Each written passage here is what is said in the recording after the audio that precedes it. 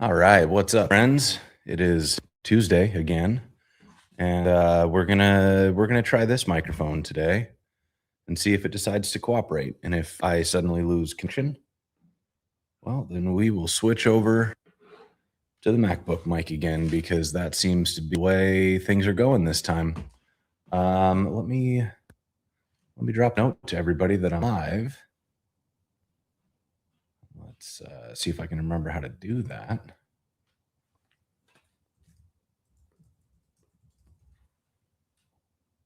Going live until noon.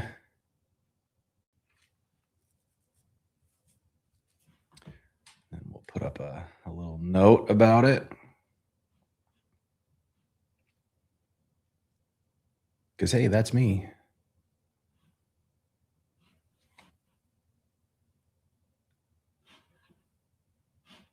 What's up, y'all? What's up, V-Dog, Saya? Drop a note in the Code TV Discord.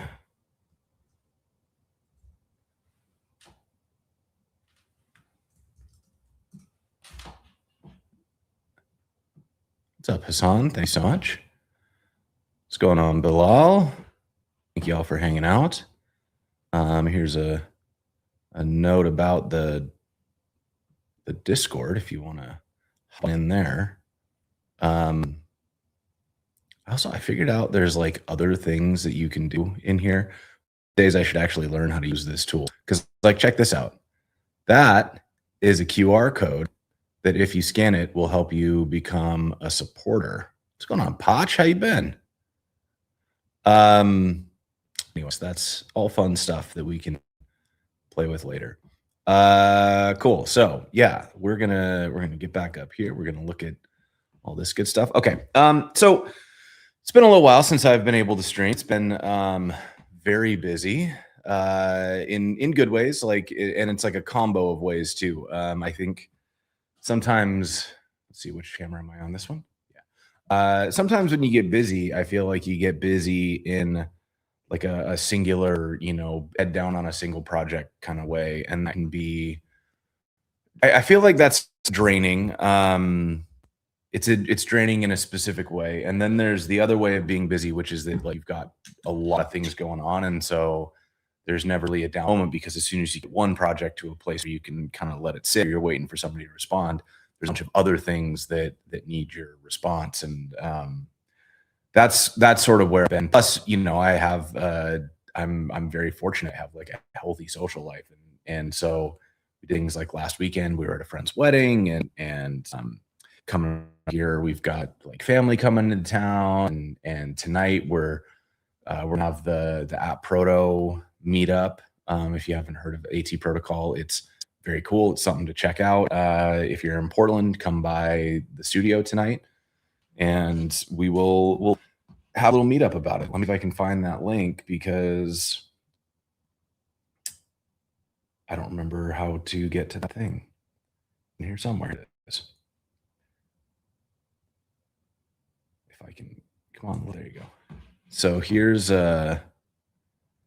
if you are in Portland, we're going to be doing a meetup tonight. It's the App Proto. This is like the inaugural Portland App Proto meetup. I think, I like to talk about App Proto for a second. The reason I'm excited about it is it feels like a way for people to have control over their data in a way that actually seems like it might work. And what I mean by that is like, okay, so you go to X, you go to Instagram, or you go to LinkedIn, or you go to wherever, and you post. You go to what are the other ones? The Substack. You go to Medium. You go to like any of these, right? Thread.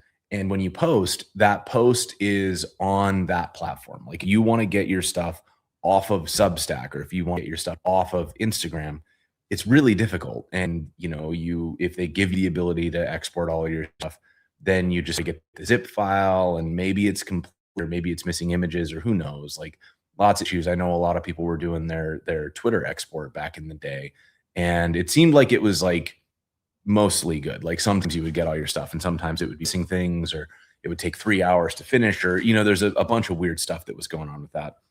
And I think the upshot of that is it doesn't feel like you own anything. You're in a world where all the stuff that you create is ostensibly yours, but it really belongs to the platform, because if you wanted to take it somewhere else, there's no easy way to do that. If you wanted to repurpose it somewhere else, there's no easy way to do that. You got to pay for another service like Buffer, or you have to manually cross post, whatever those things are. And that's not necessarily the end of the world. Like, these platforms are there to solve a problem. They're already purpose built. And so if you go to Instagram and post an Instagram post, it's meant for that. Like, it's designed for that. And I think it's reasonable to respect the platform that you're on. But like, you can't get to your Instagram stuff in any kind of easy way. You have to really work if you want to access your Instagram content outside of Instagram. And I think that sucks, because it means that, like, for example, on my personal site, I would like to show what I'm doing, and I don't necessarily want to have to manually cross post every single thing that I put up, from Instagram to Blue Sky to LinkedIn to my website.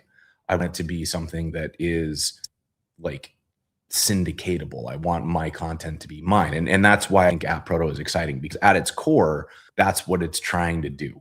And the way that works is little like sciency, and so bear with me for a second, but the general idea is that you create a universal identity, and that's a DID, a distributed identifier, I think what that stands for. Then you can attach that to your domain name. So in my case, it's like Jason Energy, and then that acts as your identity that's portable across sites. If I go to Blue Sky, for example, Blue Sky built on App Pro, and you see my posts from Jason.energy.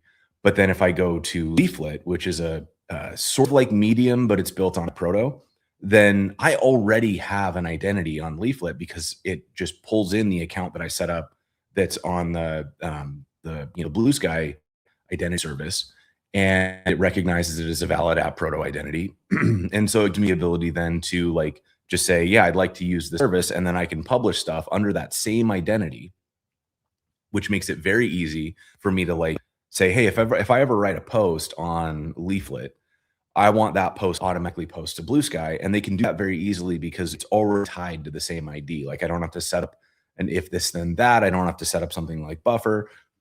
Similarly, there are services that are similar to Instagram or TikTok or LinkedIn or any of those sorts of things, and so they all kind of come syndicatable in the sense that they're connected to the singular entity.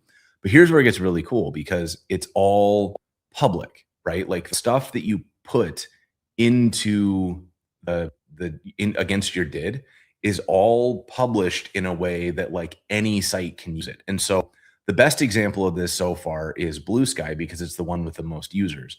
So there are, something like 34 million people on Blue Sky, and each one of them, by default, if you signed up through Blue Sky, you're using a personal data server, a PDS, that's hosted by Blue Sky. But there is a different service called Black Sky, which is run by a guy named Rudy. And that service is almost a mirror of all the infrastructure that Blue Sky has. So it's got the personal data servers, it's got the relays, and it's got the app view, and you can go over and build your DID on Black Sky, or even port it using a tool called PDS Mover from Bailey Townsend. That now you've like in your identity off of Blue Sky's infrastructure, and you've put it onto Black Sky's infrastructure, or Eurosky's, or the npmx.dev team, or the did I say Eurosky already? Or Light, I think it's called Skylight or Light Sky, something Northlight, something like that. But all these different tools provide a way for you to go and like put your data somewhere else. And if you go look at the feed on Blue Sky versus Black Sky versus whatever the other one's called, they actually have all your friends on them, because your friends are publishing to App Proto. They're not publishing to Blue Sky or Black Sky or the others. It's one feed, and they use the same, what's called a lexicon. So this is similar to HTML, where like if you use Firefox, or you use Chrome, or you use any Opera, that browser can interpret website because the website is written in a common language of HTML. So at Proto is kind of a similar thing. When I make a post, I'm using a lexicon that's for making posts that are like Blue Sky posts. And that microblogging format is valid on Black Sky. It's valid on other platforms as well. And this is where it gets really fun. It's valid on your personal site. So I can use my personal site. I can take my did or the dids of my friends, and I can say, here's what I'm doing, and just pull in my content as it's published in a way that is really reactive and like I can make it real time, can make it every time I build the site. Doesn't matter, but I'm able to like periodic query what I've been doing around the whole atmosphere, which is the slang term for the anything using app protocol. Anywhere in the atmosphere that my did is active, I can actually pull that content in and then show it in one aggregated place. And so this to me is like, this is what I always wanted my personal site to be, was a sort of centralized aggregator that doesn't require anybody to log in to see what I've been up to. If I'm posting what books I've read, if I'm putting professional updates on LinkedIn, if I'm microblogging on Twitter or Blue Sky, if I'm posting photos on Instagram, if I'm putting videos up on YouTube, what I want to be true is I want you to be able to go to my site and almost see like a live feed, all of those things. Like, hey, here's what I'm up to. Because then I don't have to cross post, right? And I most importantly don't have to cross post to my own website, but it also kind of relieves me of the need of having to cross post everything between every platform, which I don't actually like as a practice. It's just a thing that I do because I know that my friends are scattered across a bunch of different places. But if I have a centralized feed, then theoretically that feed can be turned into RSS, or it can be turned into a Discord thing. Like anybody who wants to could just say, hey, what's Jason up to? And like, if you're a Discord user, you could subscribe to the event notification and just have a channel that's like, my friends. And then anything your friends do on App Proto would show up in that Discord server. So then you don't need to cross post anymore because people can just get the content they want from you without even needing to be a user of that thing. So Instagram, for example, is a big pain because I'd gotten rid of my Instagram account. And then I realized that if you want to be able to know what's going on in the food scene in Portland, you have to have an Instagram account.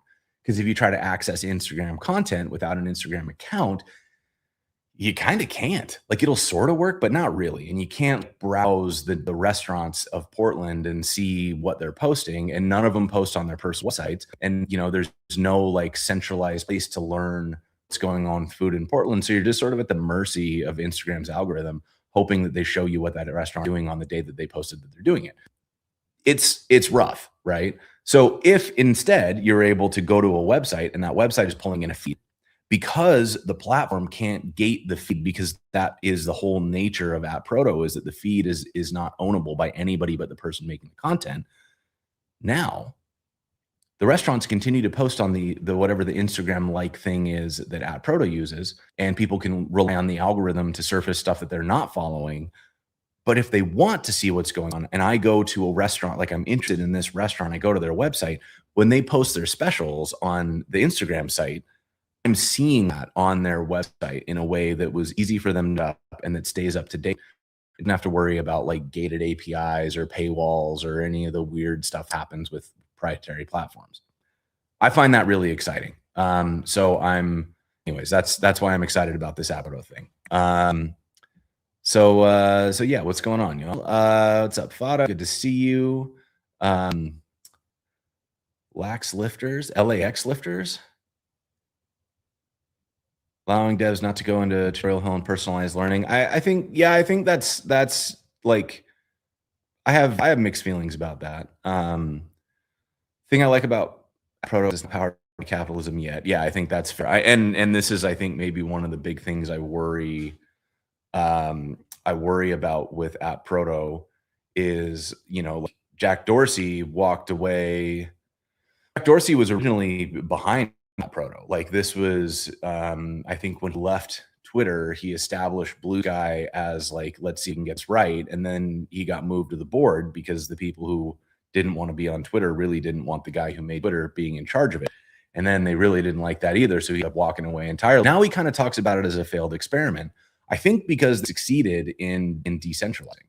Like it's actually decentralized. How are you going to make a multi-billion-dollar product if every time you try to squeeze the users for money, they don't They just go to a platform that's not doing that, right? It's sort of allergic to the idea of centralized control because it doesn't like the value of a platform is your network, and your network is now on your PBS. Your connections are like, I'm following this. That has nothing to do with whether the site is Twitter or Instagram or LinkedIn or whatever. It's just like, I want to follow, I want to follow VDog. And if I'm following Vinny, everywhere that Vinny is, I can say I want to keep track of Vinny's posts on these things, and I can filter out the ones I'm not interested in. So like if Vinny's using say like a run track, like I'm not a runner, so I'll filter that out. But like I'll keep the photo post, the posts on Blue Sky. So now like I kind of own my own network. Can't come to me and say, well, you got to pay now if you want to reach your network because you own it. I can say, no, I'm going to just go over to the other app view that's not going to charge me to reach my network, and everyone else will too, because we don't lose anything. It's just a different URL that we get to go to, right? It makes it very, very difficult to turn into the kind of walled garden that something like Instagram or X is trying to become. And the downside of that is it's really hard to convince a venture capitalist to fund a startup that's built on something that is sort of by default designed not to be able to make the big money plays. Because the only reason to invest in social media is if you think you're going to get the network effects that basically require people to pay to stay there, right? That was what X was betting on, and that's what LinkedIn does with their like pay for premium stuff. And they've been successful. Like I pay for premium on LinkedIn, and I still have to use X for my job, so I pay for the stupid check mark on Twitter too, because otherwise they just bury all the posts, and so they have successfully extracted value out of me, a user who would happily move somewhere else if I could keep my network, right? And so I think that then so that's sort of the core conundrum around App Proto and where the potential is. Feels clear to email in some ways. I think sort of what it is, right? Is like, and obviously you can find a way to centralize email. Like I would say Gmail has successfully monopolized email in all practical senses of the word.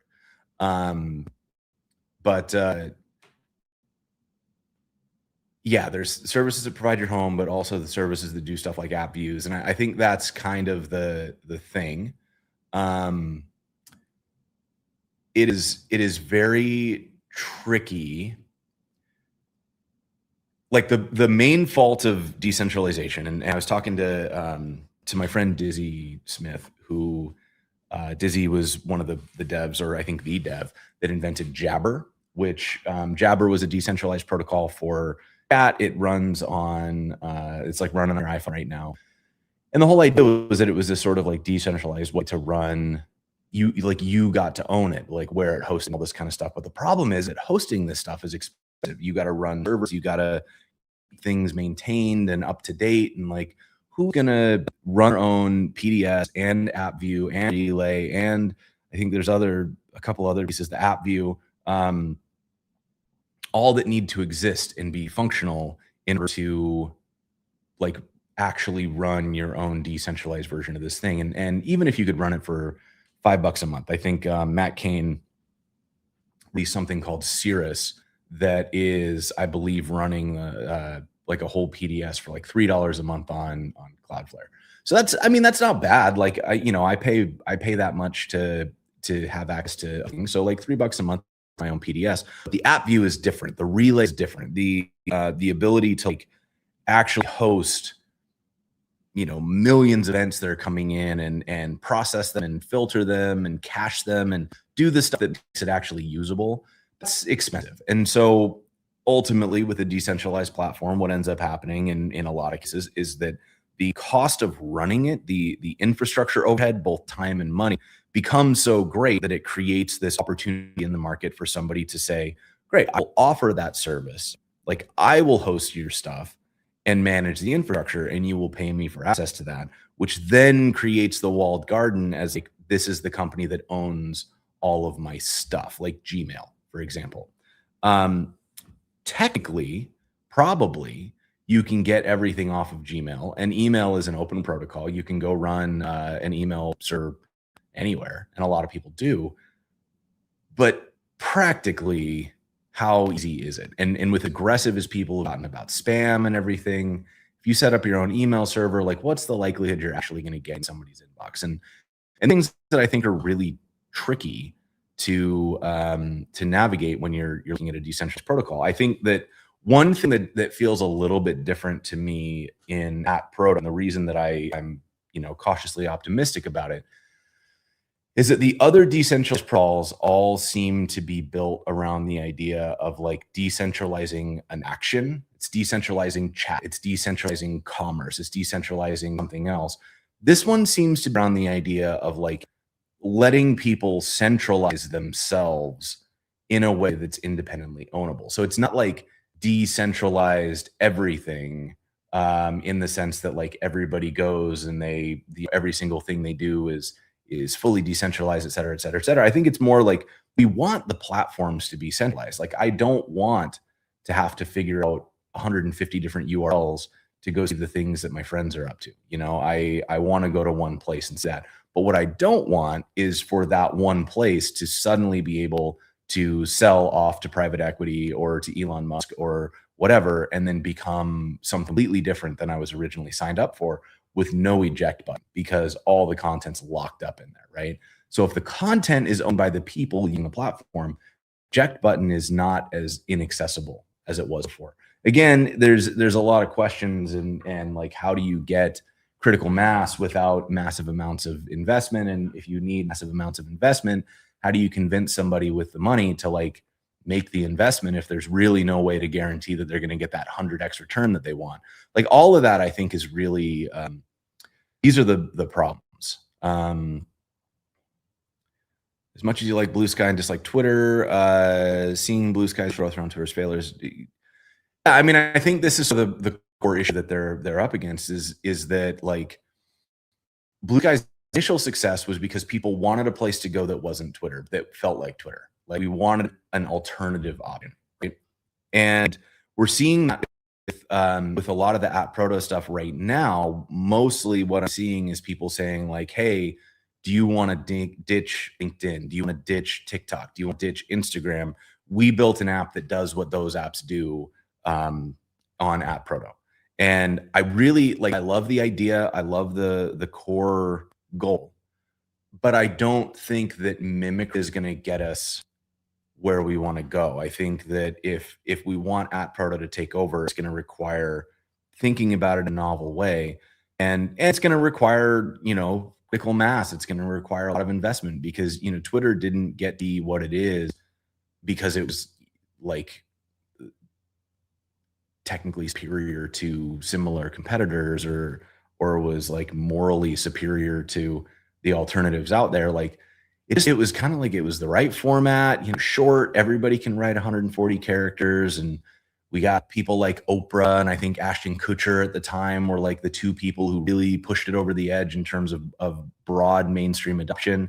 It somehow became like the place where news was shared, and I think that was probably not quite as organic as it may have seemed. I have a hunch that there were probably some deals being made, that there was probably some like coordinated effort, because once you start using a platform, if you advertise that platform you use, creates natural gravity that like, hey, I'm posting stuff to Instagram. When you hear that, people go, I guess I should probably keep my Instagram, right? Like that's why I kept my Instagram because I knew every restaurant in Portland is only posting to Instagram. There's nowhere else to go if you want out what they're doing or like what their specials are, even whether or not they're open, right? You have to go to Instagram to look, because they just do not update personal sites. And why would they? Personal sites are hard to update, and there's a whole lot of technical barriers to a personal site, whereas Instagram has spent millions, possibly billions of dollars on UX. Even if they intentionally make it bad sometimes, they're still investing in it in a way that you editing your personal site, like it's just not there, right? Most apps are a Craigslist category, but he jumped on fair. Decentralized content ownership. Well, so that's what App Proto is, right? If when you do things, they go on to the App Proto. So like a lot of the promises of crypto are present in App Proto a in a different form. Right? Like it's not it's sort of got a ledger and it's sort of got some of the things that crypto had that made it really exciting, but it does potentially, I saw there's a badge spec, and that badge spec requires a cryptographic signature from the person supplying the badge to assert that they validate that the badge is real. That was kind of the core thing about crypto that I found really exciting. Like the only thing about blockchain that I liked is there was this idea on blockchain that if you had your core identity, that you would then be able to like allow people to make assertions against your identity, and an authority would be able to then valid like say yes or no. And so a very concrete example of this, this was from Angie Jones when she was working at Block on I think it was called TBD something something.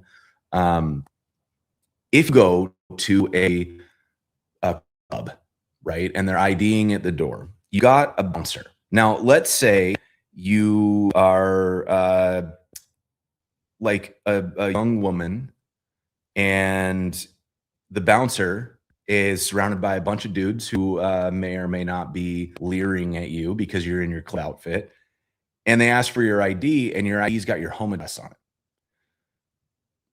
99 times out of 100, 999 times out of 100 or 1,000, this is not a problem, right? You just hand over your ID, they check the date, and they hand it back to you, and it's fine. But that one time, if somebody looks at your home address and goes, that's pretty close to my home address, maybe I'm just going to follow this girl home.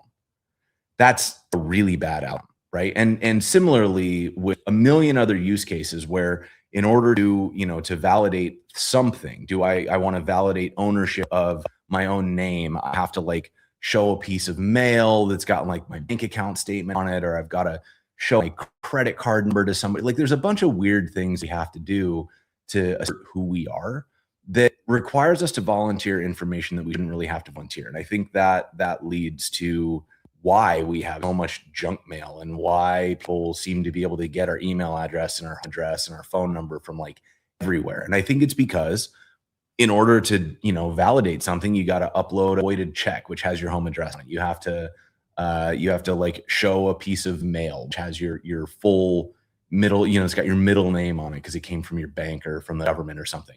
And suddenly it's like easy for a data broker to just say, oh, oops, we lost that folder that had all your data in it and somebody slid 10 grand.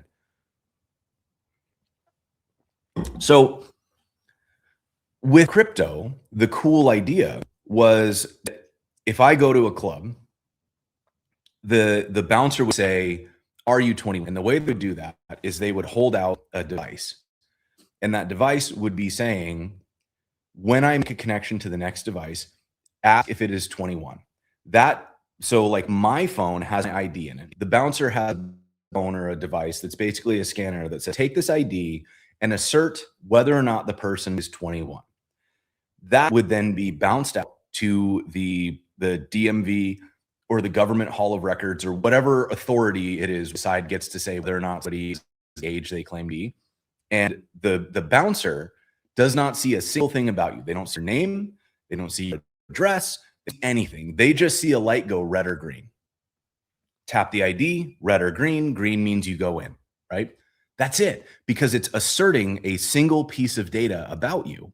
And some authority, some trusted authority, which would be the government, or if you're saying like I took a Java certification, then maybe that cert is being authorized by like AWS or something. It doesn't matter, whatever it is. You're basically saying like, I think I said I did this, and they say, did they do this? And the authority says, yes, they did. That's it. There's no additional information required. It's the, you ask for exactly what you need, and people provide only what they're asked for. Crypto does that in a way that I thought was very elegant. App Proto has the potential to do a similar thing, although the App Proto is sort of the inverse of crypto, where everything is public by default. whereas crypto is sort of like everything obscured by default. It's not like it's still public. It's all on the ledger. It's like very you have to do some work to figure out who is behind a crypto transaction. You don't have to do that with @proto. You like search for did and it'll show you their domain name. It's very easy to figure out who did what on @proto. So it's not the same anyway, but it does have of the same capabilities, right? There is a world where you could like have your @proto did hooked up to different government entities in a way that is exposed. Like that database is still private, but your did is hooked to the row in that database where they can say, is this did 21? And then it would go say, find the person connected to did XYZ, find the age, are they 21? Yes, no. And then they send back a yes, no. You could still do that same thing. So I think there's something really interesting about all of this, and I find we're entering an era where privacy, I think, is going to become more important than we want it to be. Like I love the idea. There's this sort of like standard retort when it comes to privacy, where people are like, well, you should only be worried about privacy if you're not doing anything wrong. And while I'm a big believer in living like everybody is watching, and I don't do stuff that I don't expect everybody. Uh, I expect everybody will find out everything that I do, and I make choices accordingly. I've just decided that's the right way to live. But that doesn't necessarily mean that like I want somebody to be able to like turn on a camera and watch me at all times, or like set up an alert that if I get caught on any public feed, facial recognition lets a bunch of people know that I'm there. And but by that same token, if you imagine a world where privacy is non-existent, like if you are somebody like, I don't know, let's say who's famous right now, Timothy Chalamet.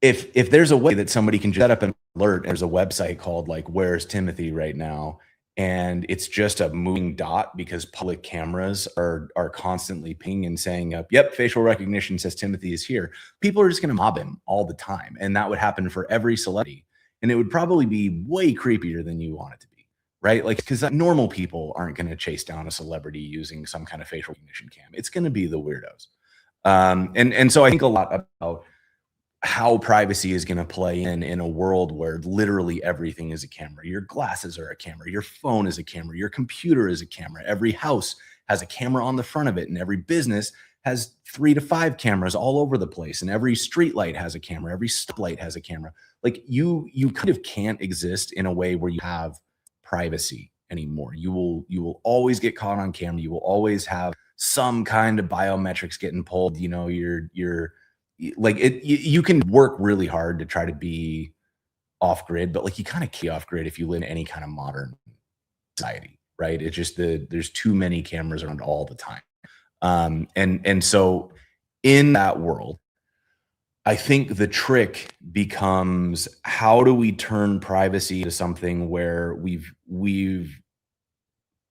it's not so easy to get all of the information, right? I think that's the part that I worry about is that we kind of somebody motivated is going to be able to reverse image search and do all of the like image forensics to figure out what's in the background and use that to find your place on a map. And like, we know that works. And I guess people can choose to like never put photos up and stuff as a way to combat that. But like, I'd also like live my life and not live it in fear. So I want to be able to put up photos with my friends, and I want to be able to like go places, talk about what restaurants I like and all that kind of stuff.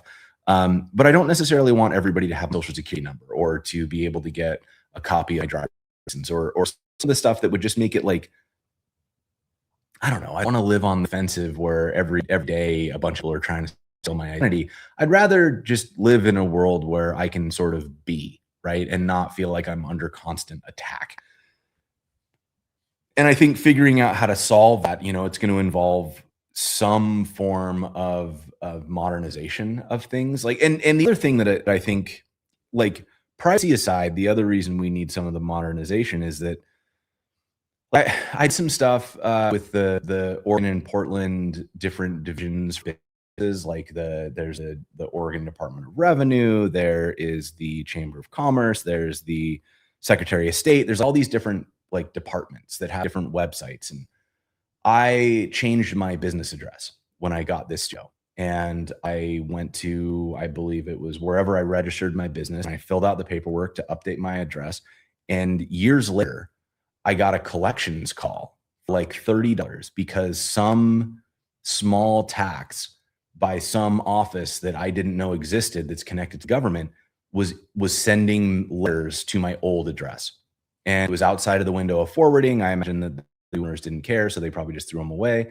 And that led to this tiny charge getting sent to collections. So I paid it and I was like, where the hell did this come from though? Like, give me the info. I called this organization. I was like, hey, I filed the paperwork like to change my address. How did this not get sent to me? They said, oh, we don't talk to that organization to call us directly. And how am I supposed to know you exist? Like, I've never heard of your organization. I don't know like what this is. And I looked it up to make sure it was legit. And it was just some small county tax or city tax or something like that. But for whatever, they don't share any information. The databases between the Oregon Secretary of State and the IRS and the city of Portland and the Multnomah County, they're all different departments and they don't share information. My doctor has no idea who I am every time I show up unless I've only been to that doctor, right? They don't share records with other doctors. There's no way to say like, give me this patient files, or even just like, has this patient been to the doctor, right? It's so frustrating to live in a world where everything is digital, like everybody has a portal, but they are all siloed portals that don't have any interoperability, because it just means I keep filling out the same information over and over and over again. How many times am I going to fill out the like prior conditions before I go to a doctor? I know I've like looked up my family history, but I don't just remember the whole thing off the top of my head, right? Like when I'm going down that list, I'm just kind of like, yeah, I probably don't have any. Like, and I'm sure I went back and looked. At some point, I sat down with my parents and like figured out the answers to some of those questions. But like now I've filled it out 100 times and I just don't care anymore. I'm like, whatever. If I die, I die. I'm not filling out this paperwork. So I think like I really want to see some way of identity being centralized in a way that's usable, not just by social media, but like by the world at large. I want, I want my passport to be hooked up to the same ID that my driver's license is hooked up to, be hooked up to the same ID that I pay my taxes with. And I don't want that to be the sort of thing where I'm filling out a bunch of paperwork to assert that that's true. We should be, we can do this. Like, we run the financial system on computers, and I know that it's not running like super duper perfectly well, but like it doesn't make a lot of mistakes. And we are able to like track accounts across different institutions. It's clearly possible, has been for a very long time. It's a lack of will, and I would assume a lack of motivation by the people who make tons and tons of money by building out these services and like charging us for access to all of them.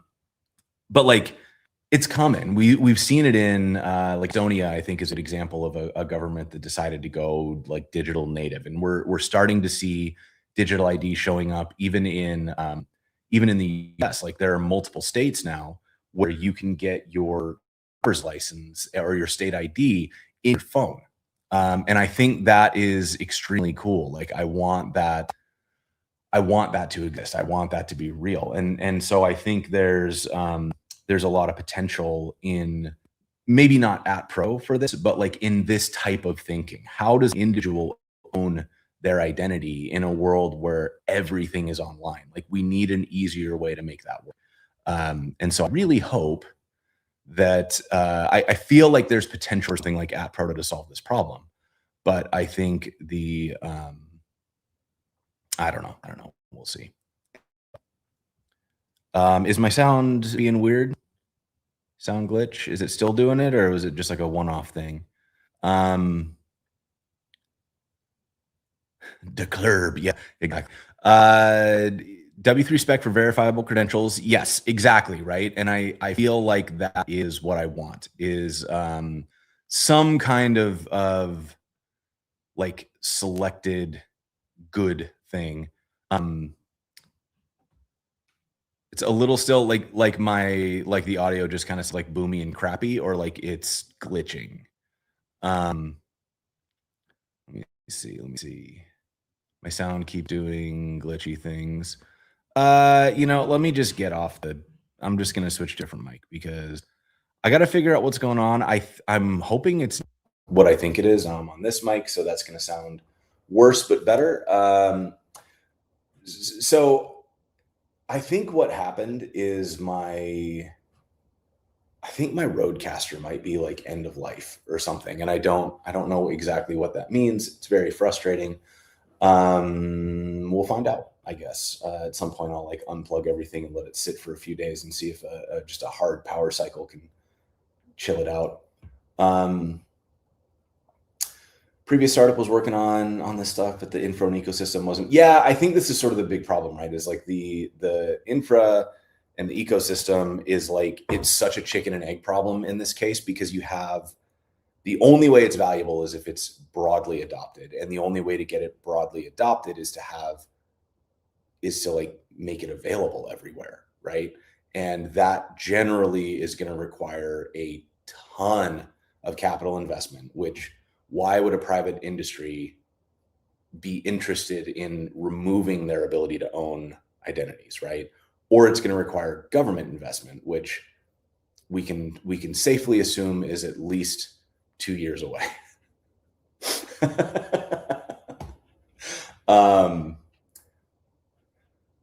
Is LEET code needed? So LEET code, I would say, is LEET code is good in the sense that it is kind of like doing Sudoku or the crossword puzzle. It teaches you a certain way of thinking that is around like algorithms and logic and sort of like deductive reasoning to get to these kind of optimized solutions. It is not going to teach you how to run a business. It's not going to teach you how to be a good teammate. It's not going to teach you how to advance in your career beyond the mechanics of doing the job. And it doesn't teach you anything practical about building apps. It just kind of teaches you these little patterns. So I would think of it in the same way that like if you've ever done martial arts, they have the forms in martial arts. You wouldn't like fight somebody if you were attacked by using one of the forms. But the forms sort of teach you underlying motions that can be applied in actual fights.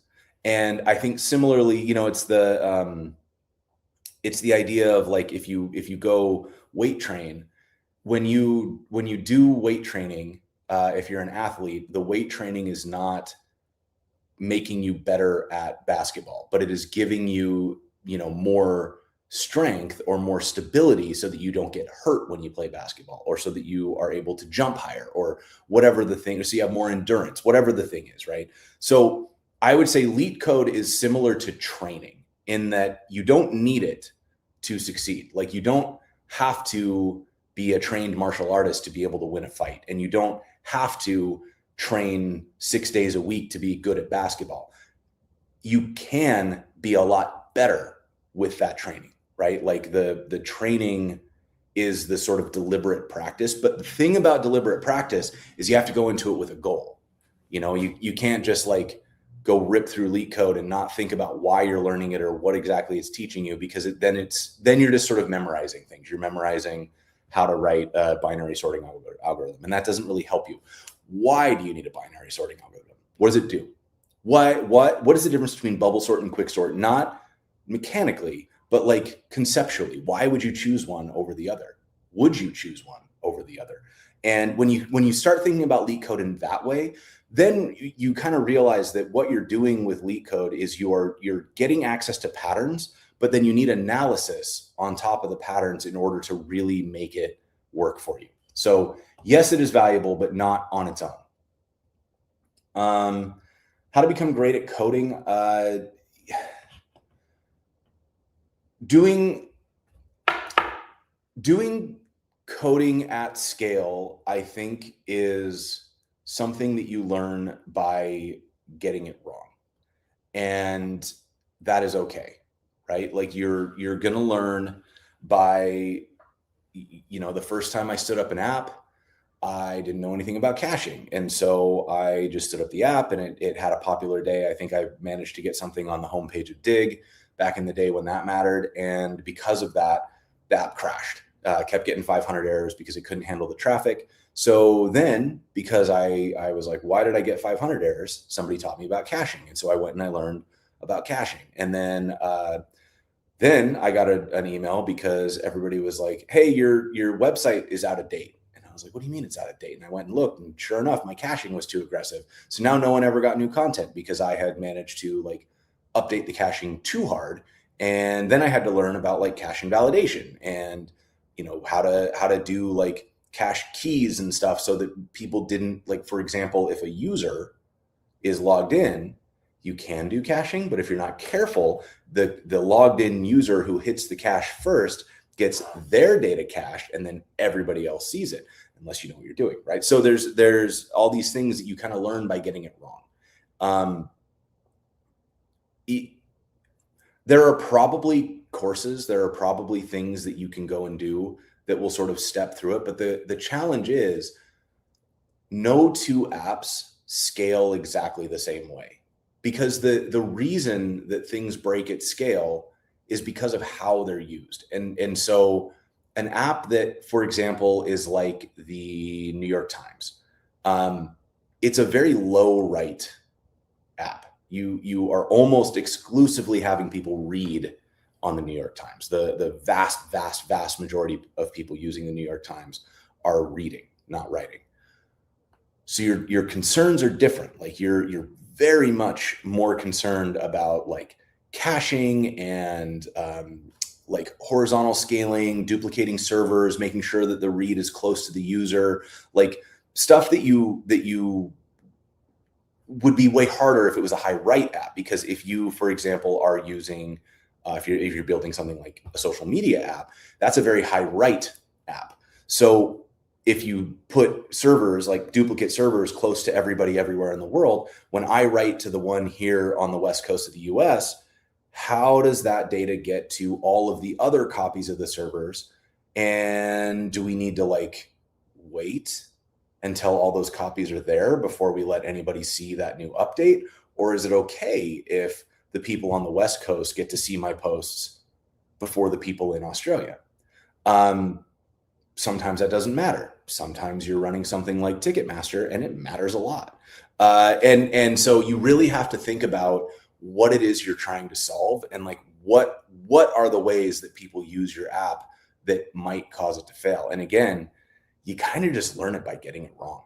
And if you're working on a team, hopefully your team is going to have some experience and they can guide you before anything really terrible happens. If you're working solo, the best way to learn is by figure out, well, if you're solo, the short answer is you don't need to scale, because if the app's not breaking, it's handling load, right? As you get more users, you'll start to see where it gets weak and you'll fix that. But I would say one of the big things that traps a lot of devs is the desire to like prematurely optimize. And so instead of shipping their app and getting users and sort of seeing how people use it, they'll try to make these predictions about what will happen once they have 1 million users.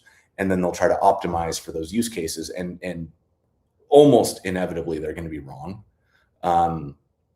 If you look at the success stories of just about every app that's huge, most of them aren't doing what they set out to do. They learned something along the way that changed what they became as an app. Like Twitter was a full accident. Flickr was a full accident. I think even Instagram was a full accident. Like they're not, people can't see the future that way. And so you should build a thing and get people to use it and then optimize as people use it and find the rough edges. That's scale. So let's see, where we at?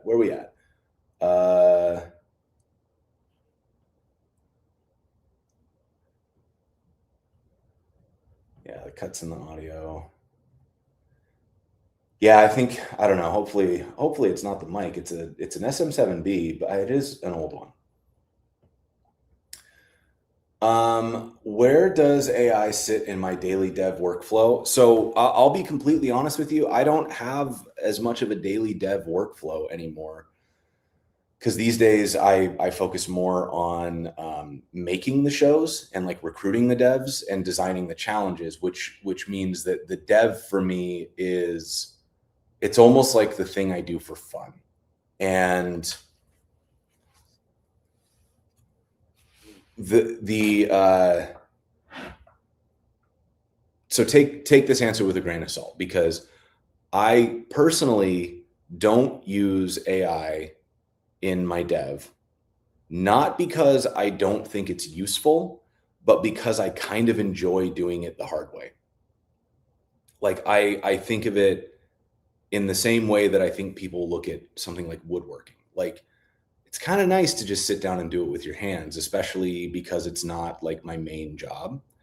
In the cases where I have needed to build something, I think that I really like the idea of AI as an accelerator for something you already know how to do. So I had Cassidy Williams on the show a while back, and it was when the GitHub Copilot CLI got released, and we like built out a Twitch plugin and an API that was kind of like a voting API, and it was it was Express, it was kind of basic CRUD stuff. It was I know how Twitch works. I've built Twitch bots before, and so it wasn't none of it was stuff that I didn't know.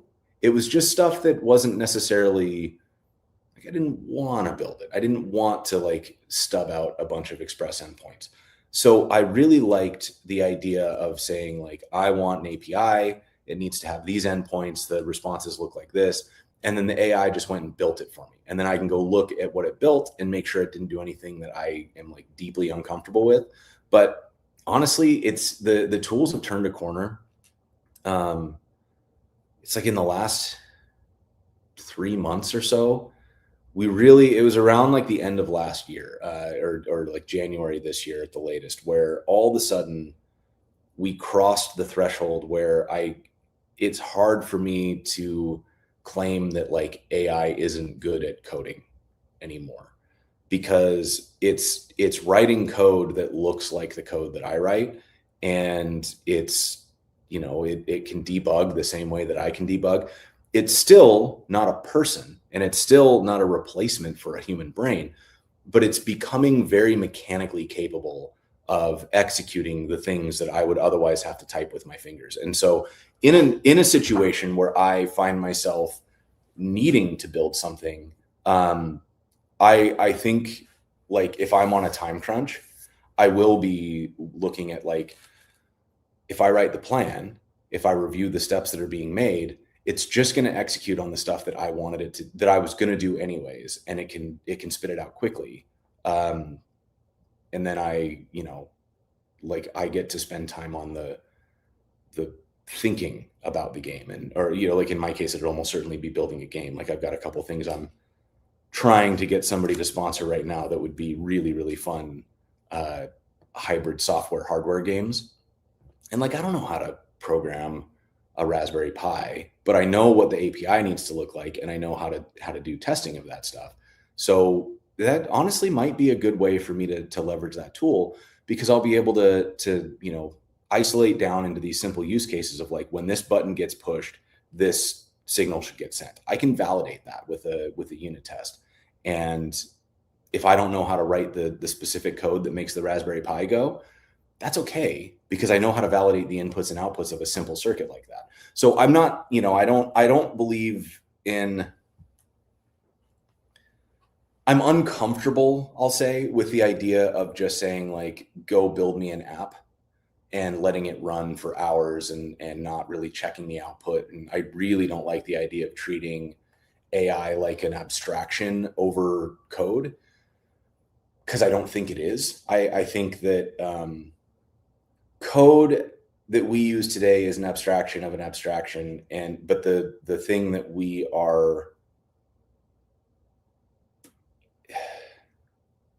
I'm uncomfortable with the idea that if you ran it 3 times, you wouldn't get the same app 3 times. And that to me feels, I'm not convinced that that's safe. So I wouldn't do it that way. Like I still like to read the code. I still like to think about it. And I think that, if I am using it, it's to allow me to do a thing I know how to do faster, or to allow me to like quickly fill a gap that otherwise would have taken me a couple days of like ramping up on something that I'm probably not going to use again. Right. And honestly, I might get proven wrong on that. Like, we'll see, because if I try that and it doesn't work, then I'm gonna have to find another way. Like I'll see if I can find somebody local who wants a contractor, or see if I can afford that, depending on how the budgets work out. But like these are the sorts of things that I think we need to think about as devs. Is like, I think the argument that it's bad at this is no longer holding water the way that I was sure. Like, I mean, you'll find video of me a year ago, 6 months ago, 100% confident that it would never catch up, and I was wrong. So I'm trying to come to terms with that. I'm still pretty uncomfortable with a lot of it. I'm trying to reconcile how much of that is me being uncomfortable with the idea that something I thought was, hard-won expertise now being different. Like, it's not, I don't know. You like doing a thing for 20 years, you start to, you tie your identity up in it. Right. And so when you get a button that can immediately do the thing that I do and do it pretty darn well, that does have there's a tie to my identity in that I'm trying to grapple with. And then I think the other part of it too is a base level discomfort with, I think, doing things wrong makes us better at doing them right. And one of the things that I've always done when I code is I will write the app the first time with no consideration of like maintainability, scalability, clarity, any of that stuff. I just want to see if I can make it work. And the reason for that is that most of the time, there are things that I haven't thought about in the design of the app, no matter how much time I spend on wireframes and pre-planning and specs or whatever it is that I'm doing. You get into it and you see how it's working and you go, nah, that doesn't feel right. And I want to fix it.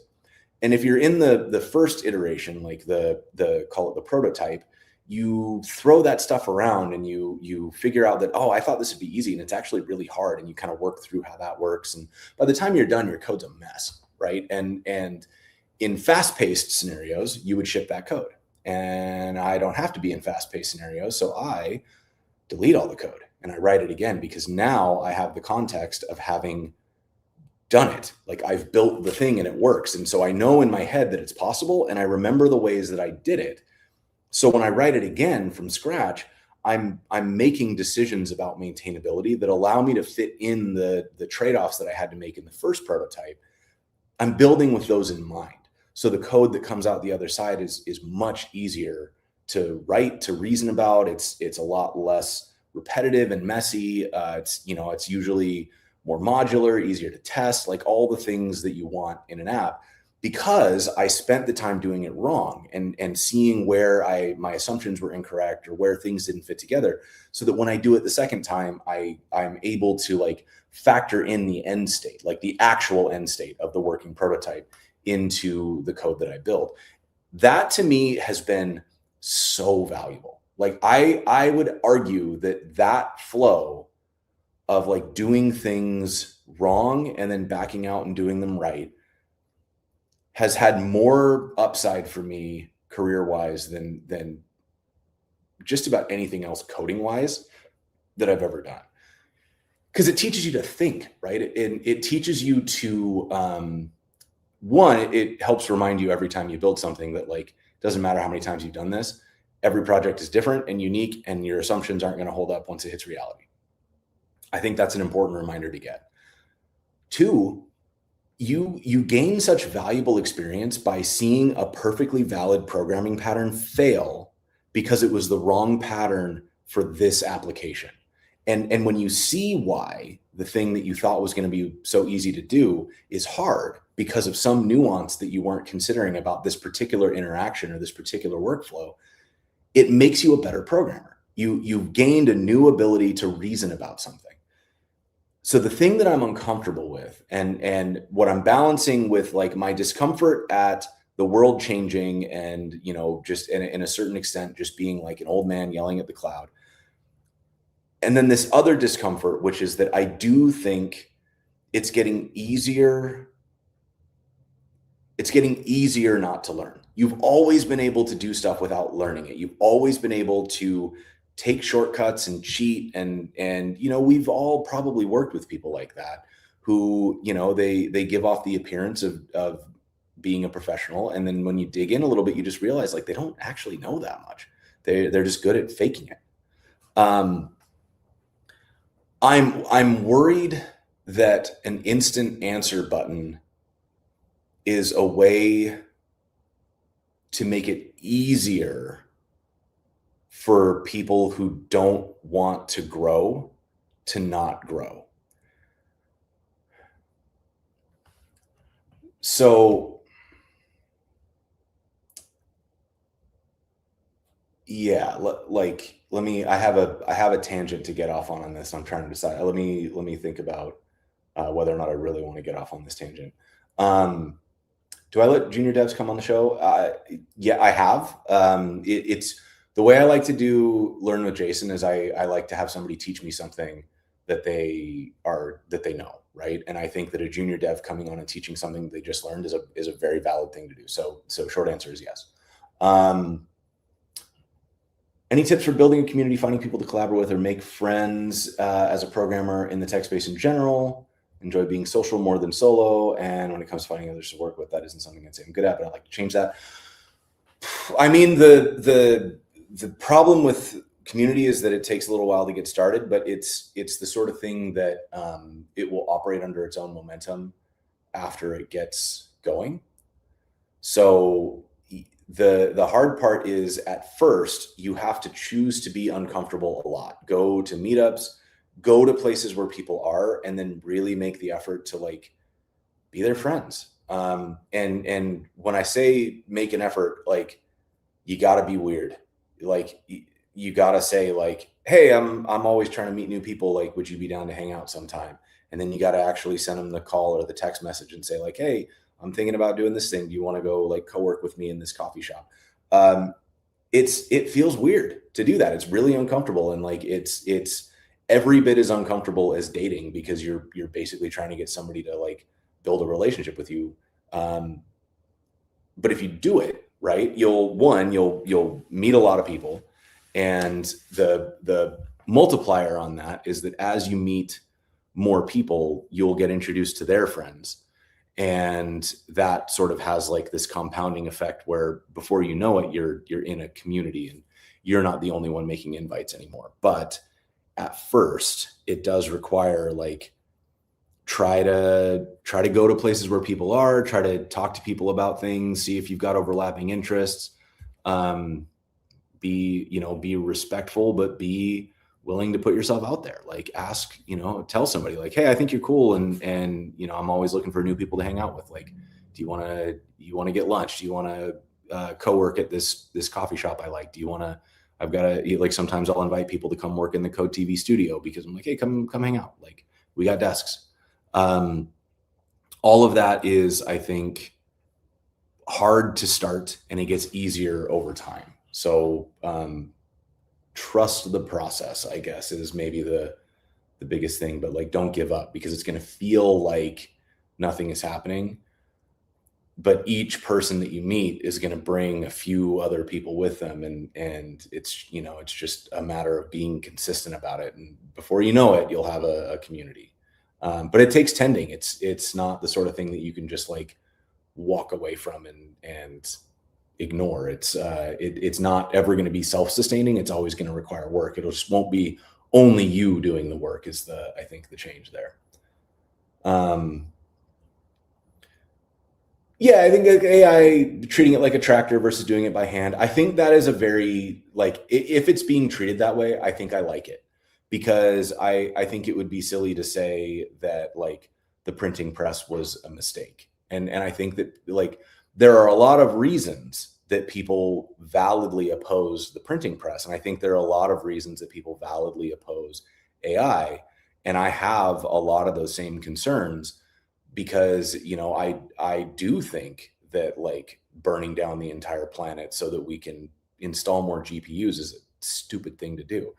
But I'm also seeing a lot of people figure out how to run small specialized models that will operate on a laptop.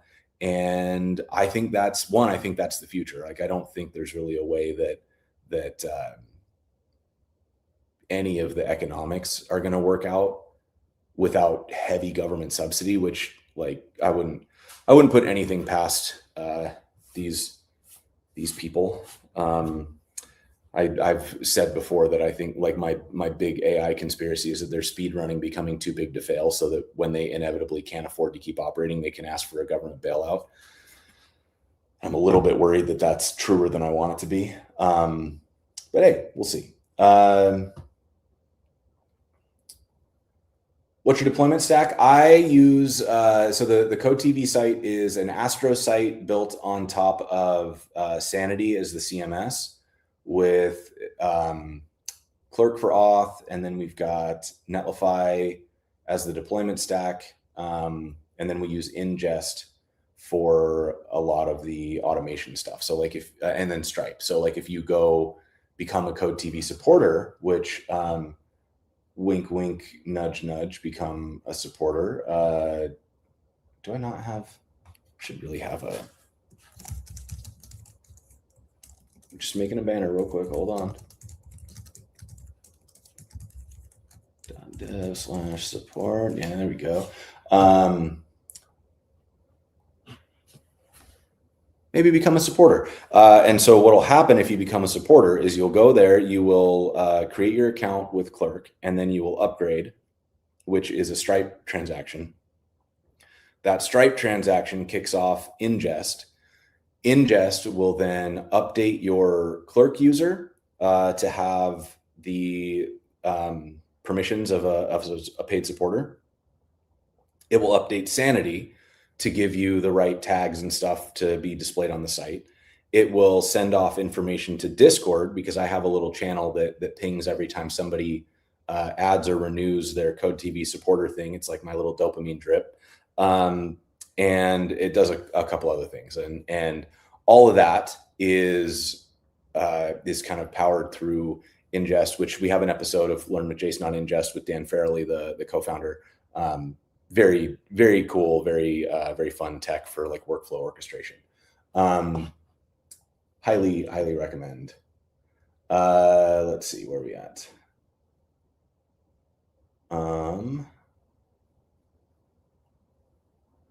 How much time do you have in your pocket? Yeah, I think like this is sort of the thing that I think about this a lot, and I think, you know, there's the trade-off between saving time. Am I going to get into that rant that I was going to get into earlier? Yeah, I'm gonna. Okay, so let's talk a little bit about what I would say my core. No, it's not even an AI contention. It is my general contention with the modern technical mindset. I think that there is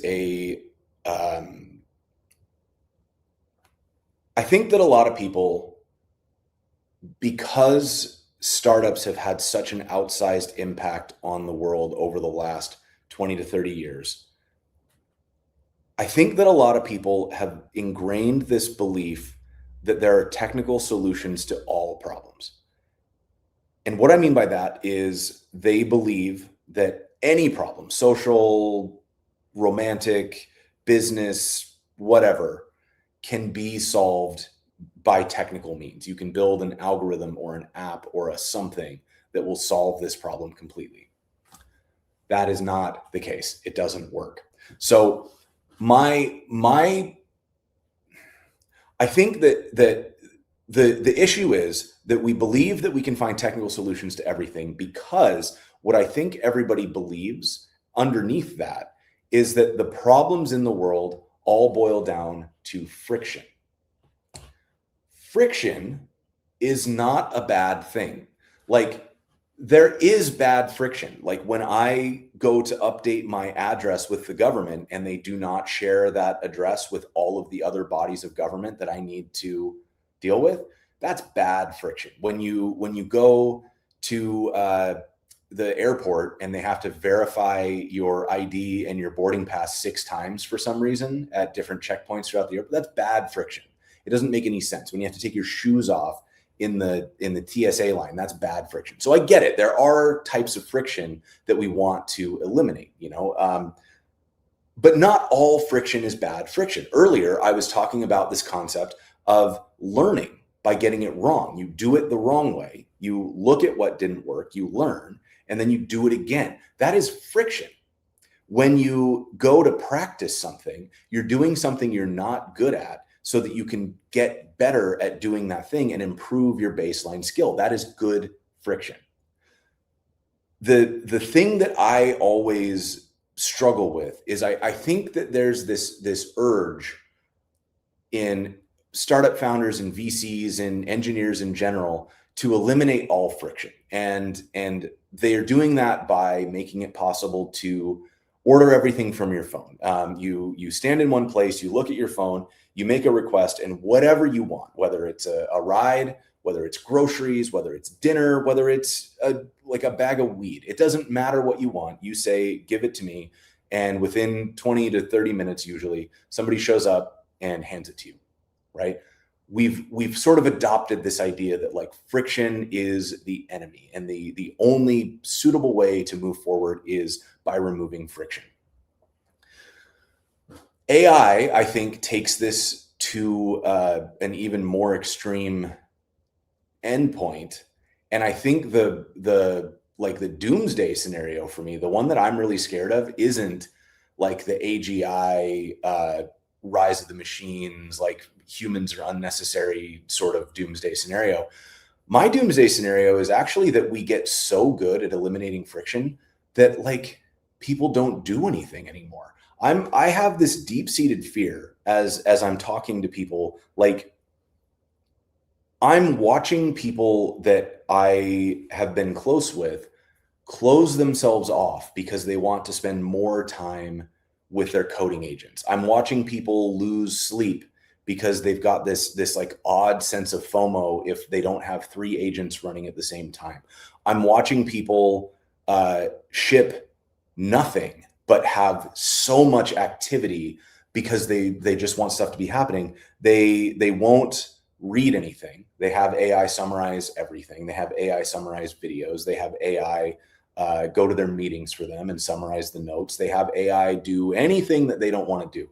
Then they're having AI do like their job interviews for them. They're having AI do research for their dates. They're having AI pick out their outfits. They're having AI like build their apps. They're having AI learn their lessons. Like everything that they're trying to do, they're just letting AI solve these problems.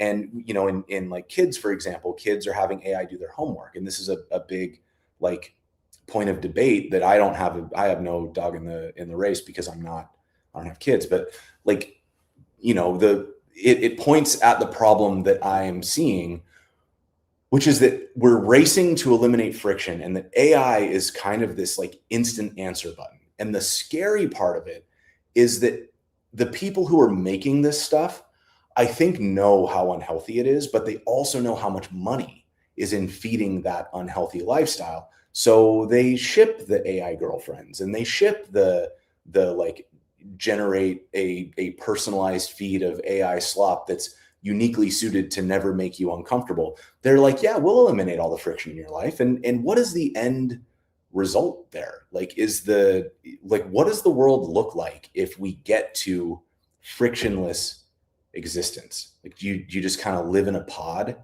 and you push a button whenever you have an urge, and the machine handles that urge, whether it's food or the bathroom or human companionship. And that's it. Like, you just sort of lay there. I don't get it. I don't like, that's not living. like part of being alive is friction. It's struggle. It's learning. It's getting better at things. It's the, it's the, when they say like the journey is the point, that's kind of what I think people mean is like you have to experience things in order to get value out of them. And if I get the ability to say, you know, give me a I don't know, give me a life partner, and it just fabricates one based on my preferences that agrees with everything I say and is down for whatever I want to do. I'm not going to appreciate that. And two, I'm not experiencing reality. I'm experiencing a custom built fantasy for me to like avoid living. It's like this odd state of frictionless undeath that is not something I would wish on anyone. Like I've talked before about how I think one of the problems that man, I'm not going to get on that rant because we're not talking about billionaires today. I think like using AI for homework is like using a forklift to lift weights in the gym. The point isn't that the work gets done; it's that you do it. I mean, I think this is sort of my general concern is not that AI exists. I don't think that it is bad to have a tool that lets you do things more effectively. And I don't think that the existence of AI necessitates that everybody will move toward this frictionless existence. What I'm worried about is that there is a massive incentive for the people who make money from this stuff to make everyone extremely dependent on it. And there's a massive incentive for people who maybe historically didn't have access to stuff to become massively dependent on it. You know, if you think about what this potentially means is like if you can imagine a world where the open AIs and the Anthropics and the Palantirs and all these big companies get what they want. Like I think Sam Altman even said this. He said like we want it to be like a utility. Like every month you pay your compute bill the same way you pay an electricity bill or a water bill. And that's not great. Like I don't like it because it's making the assumption that this is so vital that it must exist. Like utilities, like you have to have water, right? I mean, obviously people live in the world without running water, and so we'll say there's a moving target for what must have means. But let's take Western, like US. You need to have running water. You need to have electricity. And in order to kind of exist in the world, you probably need internet access of some sort. But like we haven't made the internet into a utility. And I think the problem that I'm seeing and the thing that I fear is just that the marketing around this stuff to me sounds very much like, hey, using your brain is hard. Would you like to stop? We got a button for you. And that's bad, right? And I think if we talked about AI in the same way that we talk about TypeScript, or the same way we talk about Kubernetes, or the same way we talk about, I don't know, fiber optic cables, like it is a massively valuable tool. But if they were selling fiber optic cables like, hey, did you know you could have a fiber optic girlfriend?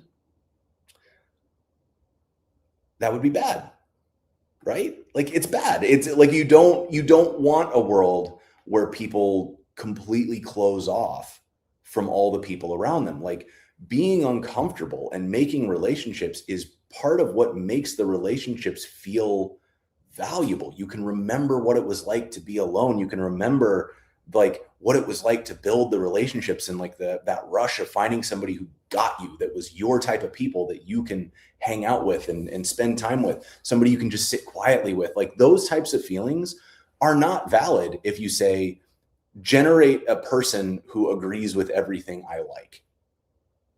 Like in doing that, you are creating exactly the billionaire problem. Like there is no, oh, damn it, I'm talking about it. There's no billionaire in the world who has a real human relationship because they have so much power.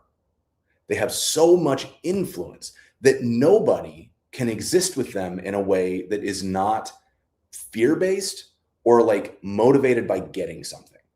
And you know, you can't like, it's like when you got your you get into a call with your boss, right? And your boss is like, let's be buddies. And you like make a joke that makes fun of your boss. And now you're like, oh no, am I going to get fired? Right? You can't be authentic in a relationship with somebody who has that much power over you. And so in a relationship where you have a tremendous amount of power over somebody, and like, you know, think about this in any capacity in your life. Like if you've been in a relationship where somebody is like unemployed and you're not, and you're the one who like helps them cover some of their bills or something, like that's a massive power dynamic imbalance. And the power imbalance between a billionaire and a person who makes literally any amount of money is like, you can't, it's hard to fathom how much difference there is between $1 billion and $1 million. I think a lot about the integrity of relationships and why it's so important to have relationships that are built on this like mutual trust. Because if you're in a relationship and every time you have an interaction, you have this nagging suspicion that the only reason this person is around you is because they rely on you, they need you, they want something from you, like, you will become paranoid and you will become isolated and you will feel bad because the relationships they're broken. They can't be real. And with an AI that is engineered, prompted by you to be exactly what you want, that cannot be an authentic relationship because you have said, be exactly what I want, or I will reboot you and generate a new girlfriend. You like the whole premise is flawed. You cannot have fake friends that you created to be your friends. It invalidates the entire premise of a relationship. It's no longer a relationship. You have made yourself a toy, right? And toys are fun, but toys are not relationships.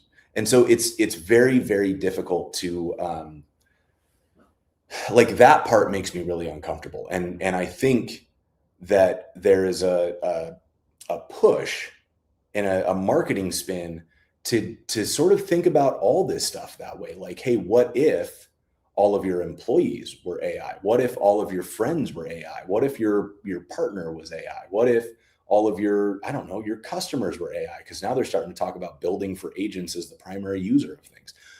All of those outcomes are bad. like they're net negative. It is bad. Like, why build a business if there's no one to share it with? What are you going to do with your pile of money if no one is around? It's not a fun way to live. It's like, I don't know. I do not, humans are inherently social creatures, and this feeling that, you know, sometimes when people make the joke, like, I just want to be left alone. Even the most like misanthropic, curmudgeon-y, grumpy, solo loner type person still wants people around. Like, not all the time, but like, you need a little human exposure. Human exposure we're social creatures. We're built that way. And to build an entire engine of commerce that has the stated goal of weakening those social ties, I think is a really, like, if it's intentional, nefarious thing. And if it's unintentional, I think that kind of doofy techno optimism that I don't know how we fix it, but it feels really important that we figure out how to fix it, because this is not the sort of thing that it's not sustainable. Like building a world where you encourage everybody not to talk to anybody else because you have contact-free delivery and digital friends and you know, chatbots instead of customer service agents and kiosks instead of people at the counter. Like, when do we ever see a person? And that you can't exist in a public space without paying. There are no public spaces. There are only paid spaces. Like, who who deserves to have social interaction? And I think the very obvious answer is all of us, right? And if we make it so that only people who get paid enough can pay to be in a place where other people will sit, that sucks, right? Like, are we trying to work toward a world where all of the human interaction is premium? Like, well, sure, you get an AI therapist as part of your like global healthcare, but if you want to talk to a person, it's going to cost you. But you want to talk to a real doctor, it's going to cost you. Like, that to me is a really terrifying and like frighteningly plausible outcome. I worry a lot about how that could come to be, you know. And I like Kelsey Hightower has talked about this before, and it's like, I don't know. I worry about this stuff. I think so where does AI sit in my stack? It sits uncomfortably in my stack as a tool, and I am trying my best to keep it as a tool and nothing else. Yeah, let me see. I'm just scanning.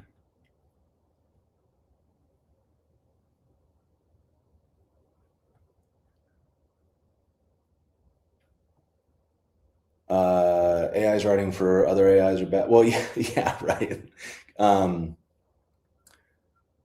Carrying children without real interaction and they die. Well, actually, you know, that's a good point, because like there's some interesting stuff of like, if kids don't get any type of human interaction, that's bad.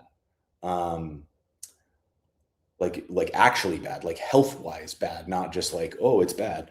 No, like they can pass away from like not being cared for, and not even like neglect, like basic needs aren't met, but like human interaction is what makes us tick.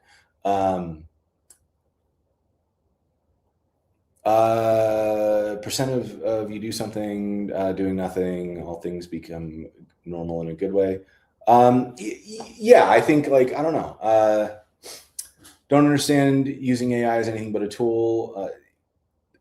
I think this is what I would call a rational approach to this, is that tools get invented and tools get used for the things they're good at. And I think the problem is that we put so much money into this idea because, well, so there's some nefarious shit going on, whether or not it was intentional, where when you anthropomorphize anything, we are hardwired to have empathy for things that we perceive as being like us, right? And so when you give a computer the ability to speak in human-like sentences and to express human-like phrases that convey emotions, and teach it or even just like feed it enough information that it can say things like I'm scared or I feel love or whatever, we're hardwired to be credulous. Like, we are supposed to, in a community, give people the benefit of the doubt. So when something comes in and says a thing, if it sounds like a person, we're hardwired to give it a shot, right? And so I think this is hacking us in really bad ways, because we want to believe people. And if a thing presents as a people, we want to believe it. So when you put googly eyes on the computer and make it talk kind of like a person, we're fighting against every instinct we have to like give it the benefit of the doubt, because why would it lie? And I think the other problem is like, it doesn't believe it's lying. It doesn't believe anything. It's not alive. It's repeating phrases that it's found based on its training data, and the training data is based on what humans say, and so it repeats things that sound very human. So we have to now build up this discernment. But the problem is that in building up this distrust of things that sound human but aren't, we're necessitating this like armor between us and other people. And I feel like we are in a philosophically very challenging time right now. I think the choices that we've made, I think mostly by just pursuing like, wouldn't it be cool if, have put us in a really tough spot. And I don't know how this shakes out. And, I have long-term faith that humanity manages to deal with its big, stupid mistakes. I do think giving computers the ability to mimic humanity in a way that sort of hacks all of our empathetic hardware is bad. I think it was a very bad choice, and I think it's one that we're probably going to pay for in a lot of different little weird ways. And I hope that the way that we see this shake out is that people start to develop more offline instincts. I know I'm leaning more into offline. Like we've got a meetup happening here in Portland where we're getting a group of people together tonight. Actually, if you're in Portland, come hang out. It's the app Proto PDX meetup. I'm seeing people pick up more of their like offline hobbies, whether it's crocheting or hardware, who knows, whatever it is that you're into, like something that uses your hands, I think is a good way. Yeah, I mean, like, and this is the sort of thing is like, I really like a cute robot. Like I love the old movies with like anthropomorphized robots and stuff like that. Like, I think it sucks that we are kind of being forced to choose in a way between like enjoying the machinery for the things that make it novel and fun and like fearing the machinery for the damage it can do more broadly. And I think there's probably a way to do both and to have a stance that falls somewhere in the middle. Like I don't think it's necessarily like smash all the machines with hammers, but I also think that it's not embrace this and treat it. I certainly don't think that we should be having any conversations about like giving AI agents human rights. Like I think we should already be trying to claw back the other things that we classified as human, because that was all we know. That was stupid. But I don't know. It's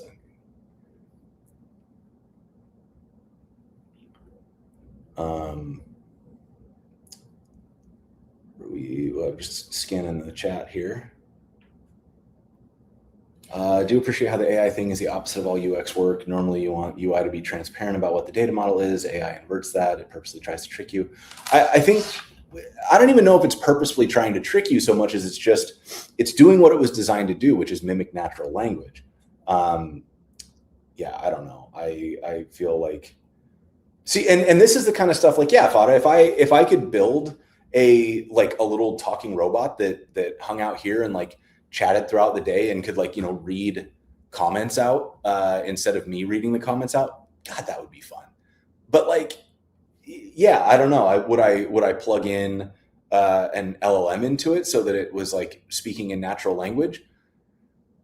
I could see a world where that could be really fun, but like, I'm not going to do that I don't know. Like maybe if we get to the point where the LLMs are running models locally and that's a possibility where I could like have the bot actually has the LLM installed on device and like it's purpose built for like one very specific thing and isn't out there searching the internet to make stuff up, but is just sort of like programmed to joke back and forth about some computery shit. That could be fun. I don't know. I wish that it didn't feel like making a moral choice to want to play with some of this tech, because it really does. Like I kind of feel like in changing my stance on where the coding agents are over the last few months, I've had to like back out of an ethical stance.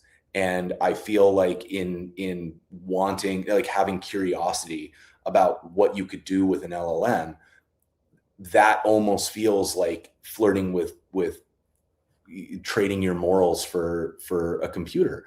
And I don't think it needs to be like that. Like I think you can have tech and use it responsibly. And but it relies on Like, I mean, I don't know. Maybe you do have to, because you have to assume that anything that gets invented will be used by the worst people for the worst reasons, and we're clearly seeing that happen.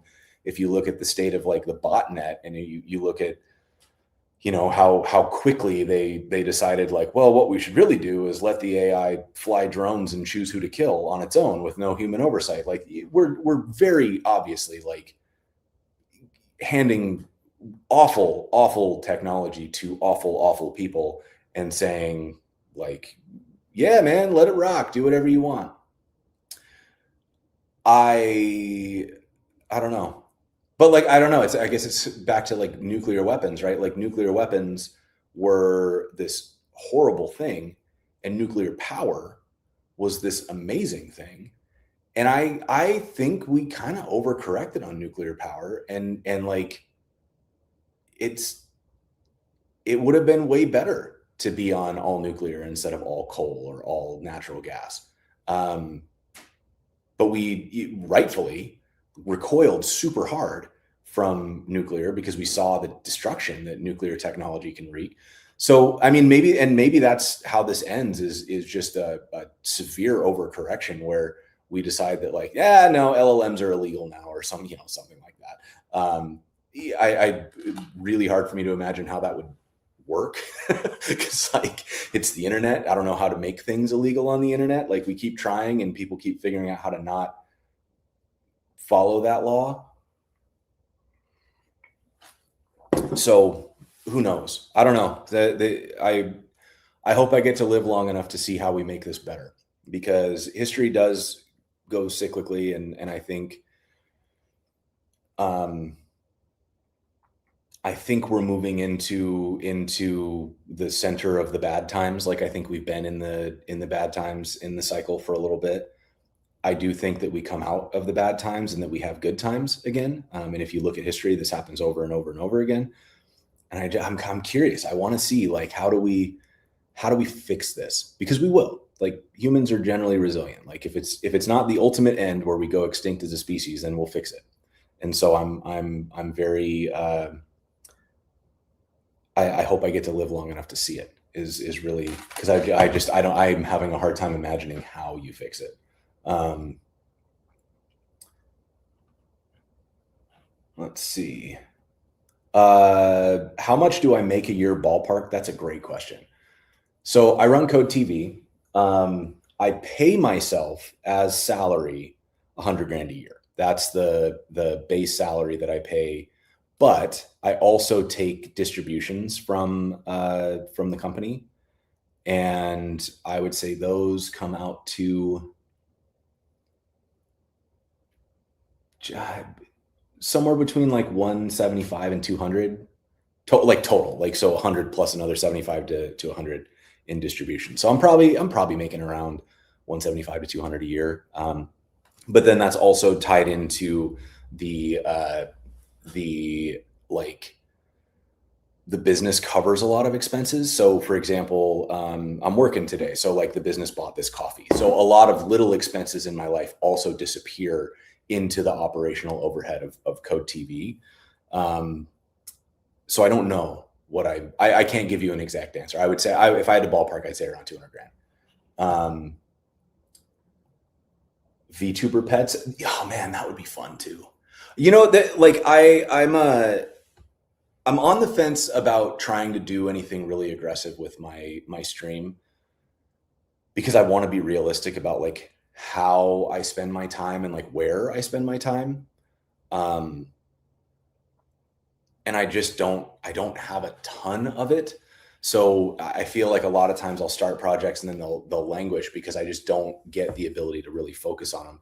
And so I'd love to clean up.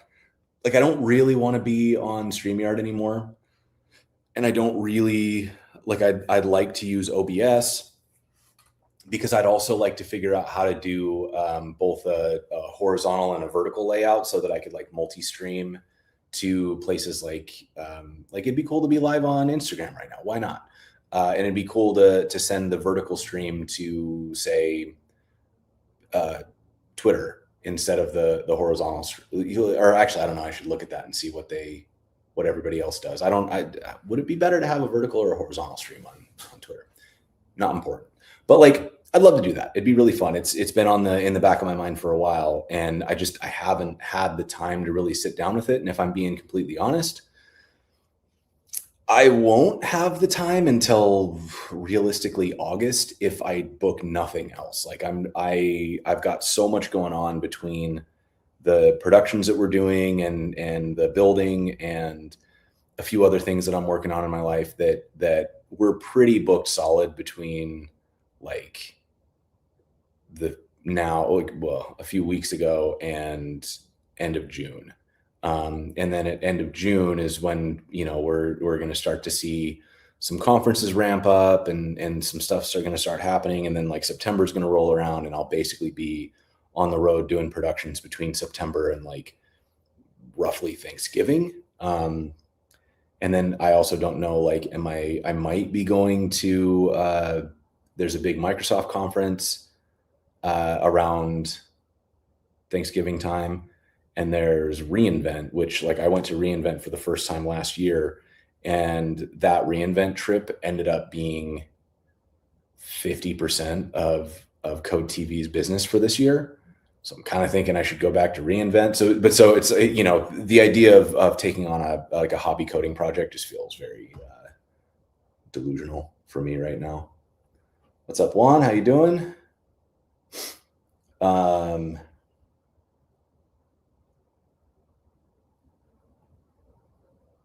U.S. outlawing all foreign that sounds to me like one of those things that somebody who doesn't know what they're talking about said on an interview and will never actually follow through on.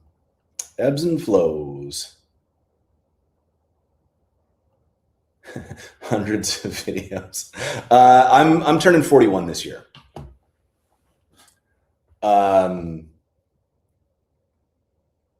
Without being an old one. Yep. Souls don't age, but my soul has been approximately 96 since I was born. Would I encourage someone to learn to code in this area? Absolutely. I think that learning to code has a lot of value. Like think about it this way. It has been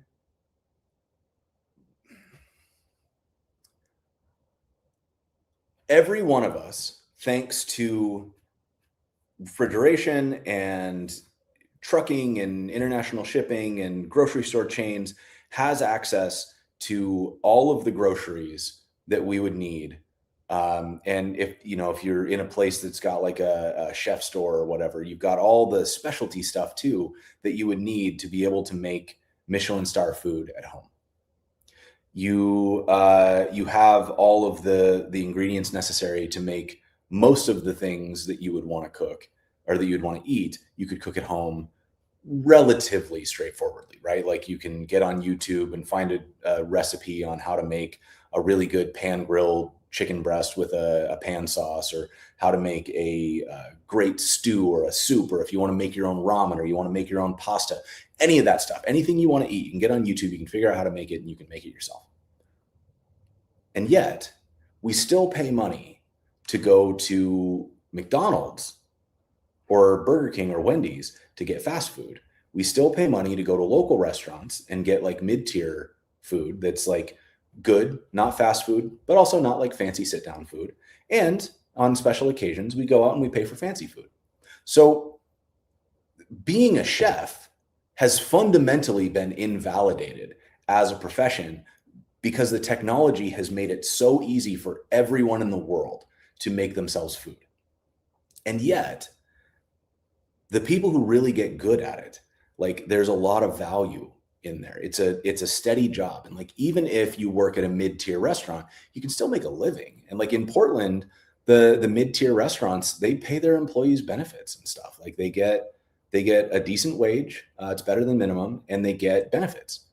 And that, I think, is like, that's good. We want, I don't know. I think like, is being an engineer going to be a guaranteed top of market, like upper middle class job? I don't necessarily think so. But I do think that accounting software didn't mean that we didn't need accountants, and product management software didn't mean that we didn't need product managers. Like, being able to do the work doesn't mean that you will do the work. And I think that coding is, even if the agents are pretty good at executing, you still have to think like an engineer in a lot of ways, like systems design and thinking about how things fit together and being able to evolve a system over time. And we really haven't figured out that well how to like deploy things or how to scale them. And we're kind of watching as like more and more services feel flaky as they start to roll out more AI coding.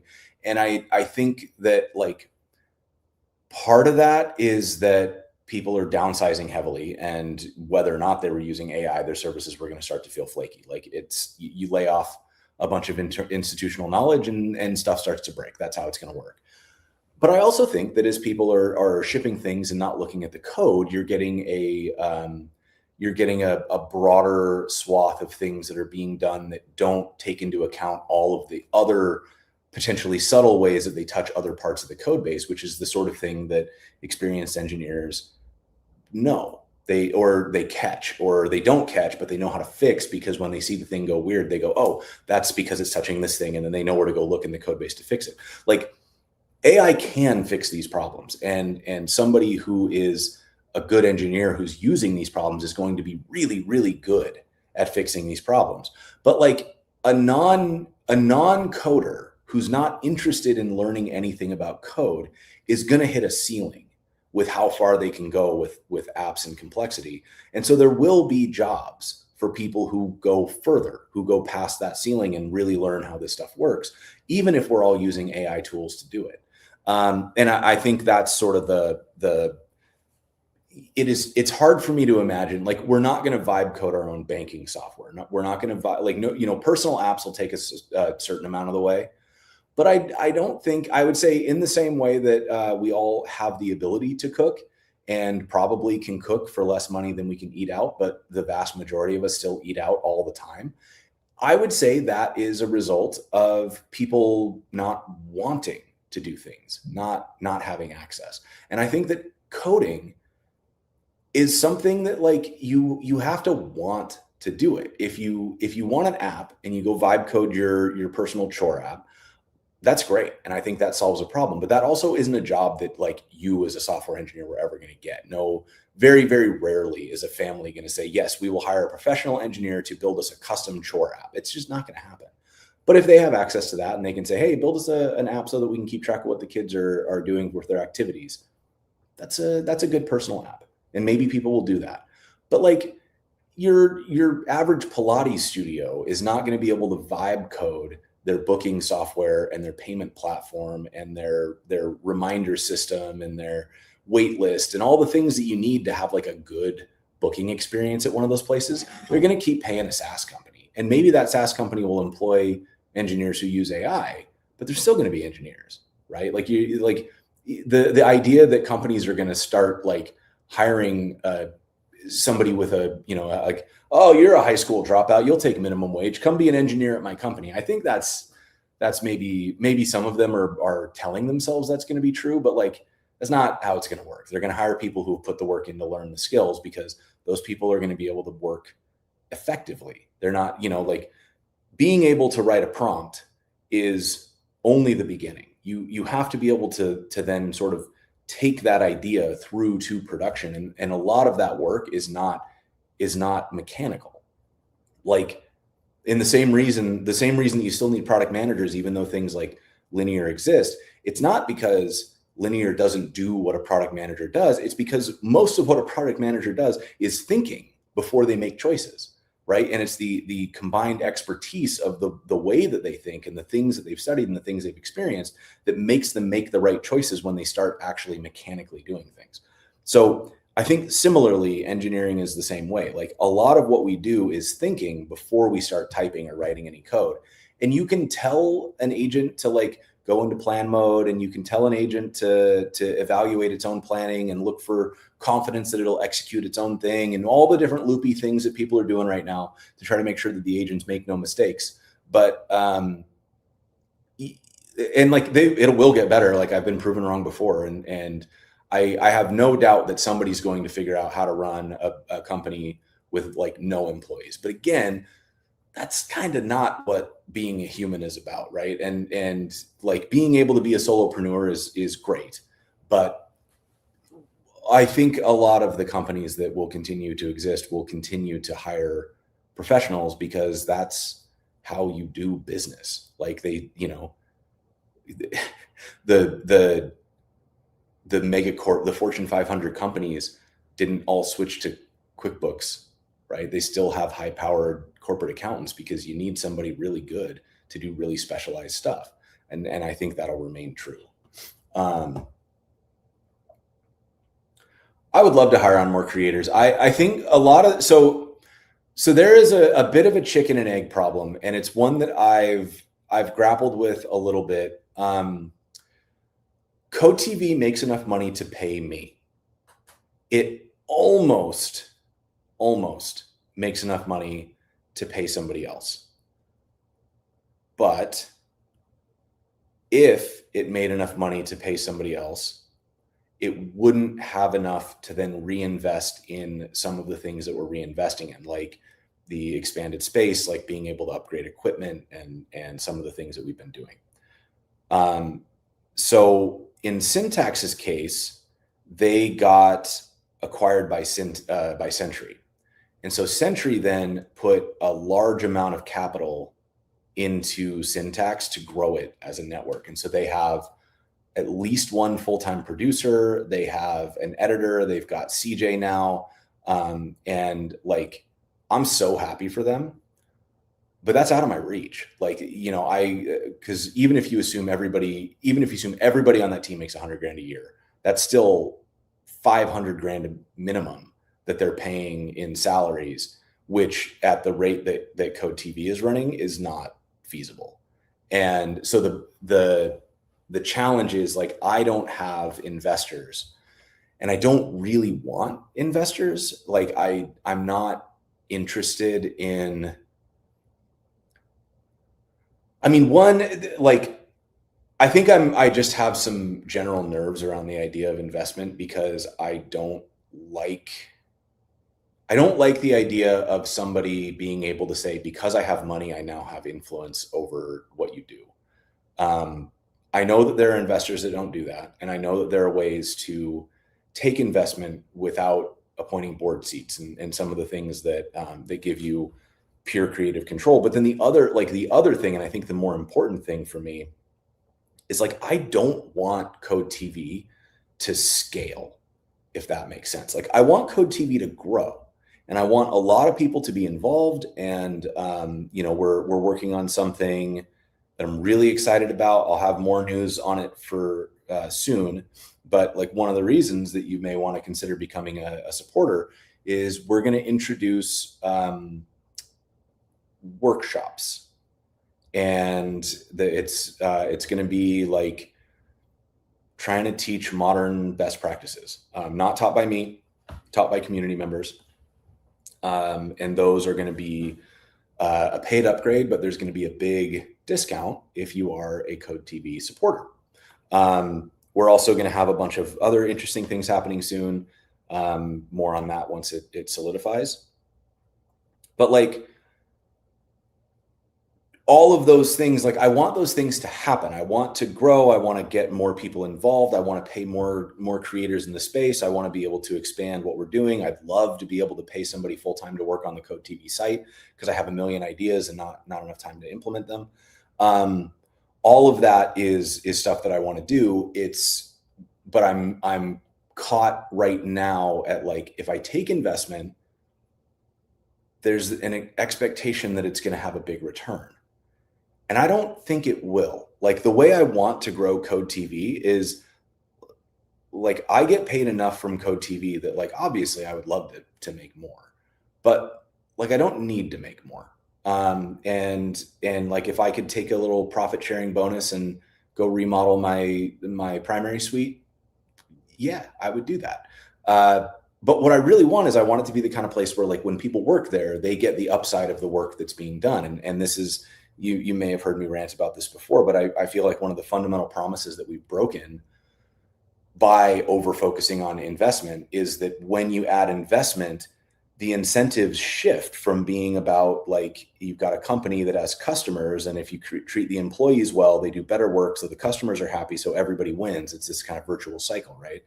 When you add investment, now the one of the goals is to like actually move the rewards out of the business and into the investment. And that, whether or not it's intentional, has the incentive of saying, well, if we pay the employees a little bit less, that'll make the investors happier because they get more of the profit. If we take away some of the quality, we can spend less on the product, but the customers will probably put up with it. So that means we can put a little bit more into the investor returns. I don't like that. And I don't want that to be true. I want the money first and foremost to go into making the best possible thing that we can make. Then I want it to compensate the people doing the work really well. Like when I work with contractors like the film crew and stuff, I don't haggle on rates. I pay them what they ask for, and I build my budgets around what people deserve to be paid. Like if your rate is $850 a day to be a sound mixer or whatever, that's your rate. I'm not gonna try to talk you into taking less money for the thing you're an expert in.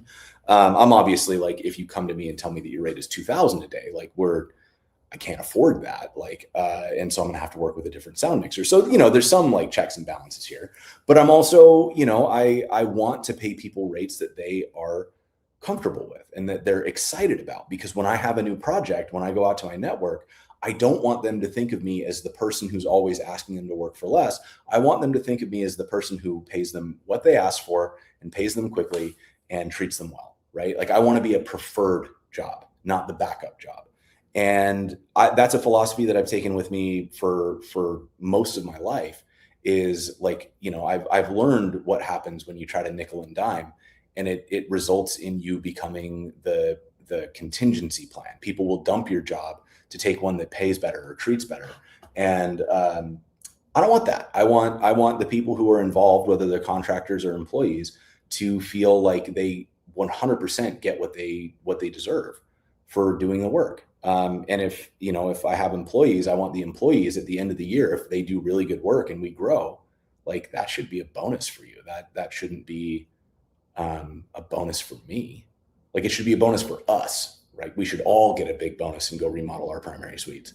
Like that's what it should be. And I feel like if I took investment, we would go do good work. And then at the end of the year, it's like, okay, well, I can afford to bonus out the employees, or I can pay the investors a dividend.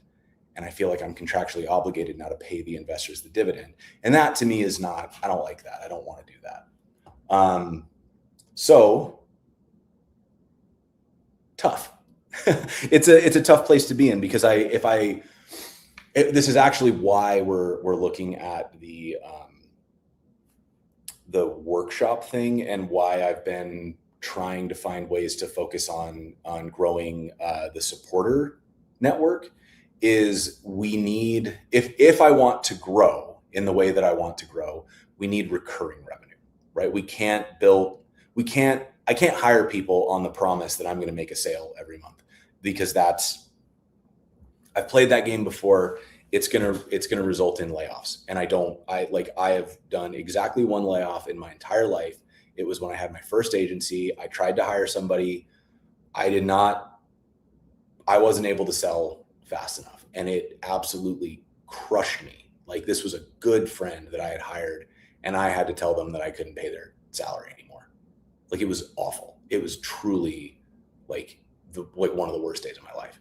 And I never, ever, ever want to do that again. So I'm very motivated to make sure that like, if I take somebody on, the company's already in a position to pay their salary. Not like if they come on and do good work, we'll be able to pay their salary. But it does it puts me in a tough spot in the short term, because I have to do enough work to build up the revenue to the point that I can take that risk. And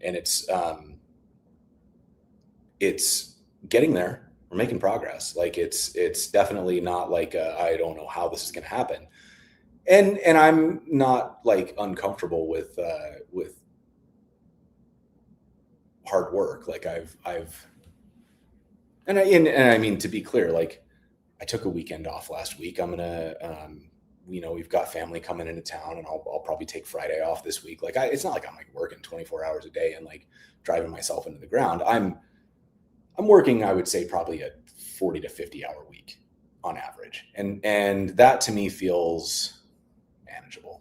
I'm not. I don't think I'm burning out. I'm not sacrificing my social life. I'm not missing out on things that I'm doing, and I feel good, right? Like it's a little overwhelming because sometimes I wish I had somebody to like say, hey, can you help me with this? But I can't because I don't have the ability to pay them just yet. So yeah, if you want to help, tell your friends, become Code TV supporters. And if you are a teacher or are interested in teaching, maybe climb into my DMs because we're working on something. I would love to talk to you about it and see if what we're thinking of doing lines up with your goals. I think it will. Let's see.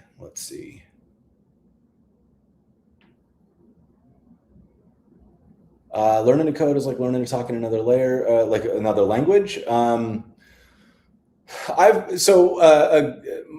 Marissa, my wife, was talking about the comparison of learning code is a lot like learning to read music, because it's not just language. There's also some like math and pattern recognition to it, and I think that. But yeah, learning to code is like anything else. It's done with memorization and practice. So yeah, I would say do the thing.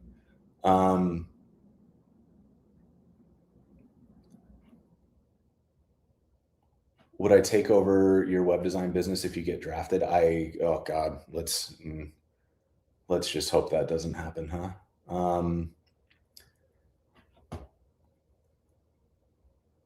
Thanks. Glad you liked the video. Yeah, it was, like I said, I've had to kind of reposition my feelings on a lot of this stuff. And I worked with the Codex team on the most recent Web Dev Challenge. And like I said, that stuff is good now. People are building some really incredible stuff. And it is very, very hard to dismiss. It's hard to dismiss, right? Yeah, hop into the Discord if you're having a good time today. You want to talk about more what we're just really continue any of this stuff. It's a very good Discord. Like it's healthy in there. People are friendly. We got great mods, including Chris here. Charles, Jesus, what am I saying? You got the CD, and then I just was like, what's a C name? But yeah. So anyways, oh, Vinny, you missed all sorts of stuff. We went on all sorts of rants. I don't know when you left, but it was a ride. So 3 years, what 3 years? Has it been 3 years since we started the Discord?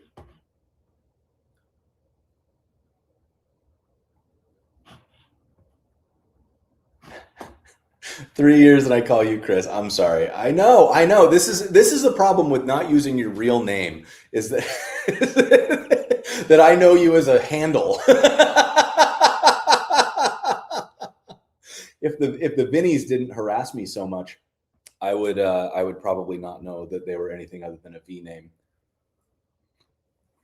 It's your problem. It's absolutely your problem now. I'm going to victim blame here, because certainly I couldn't have done anything wrong.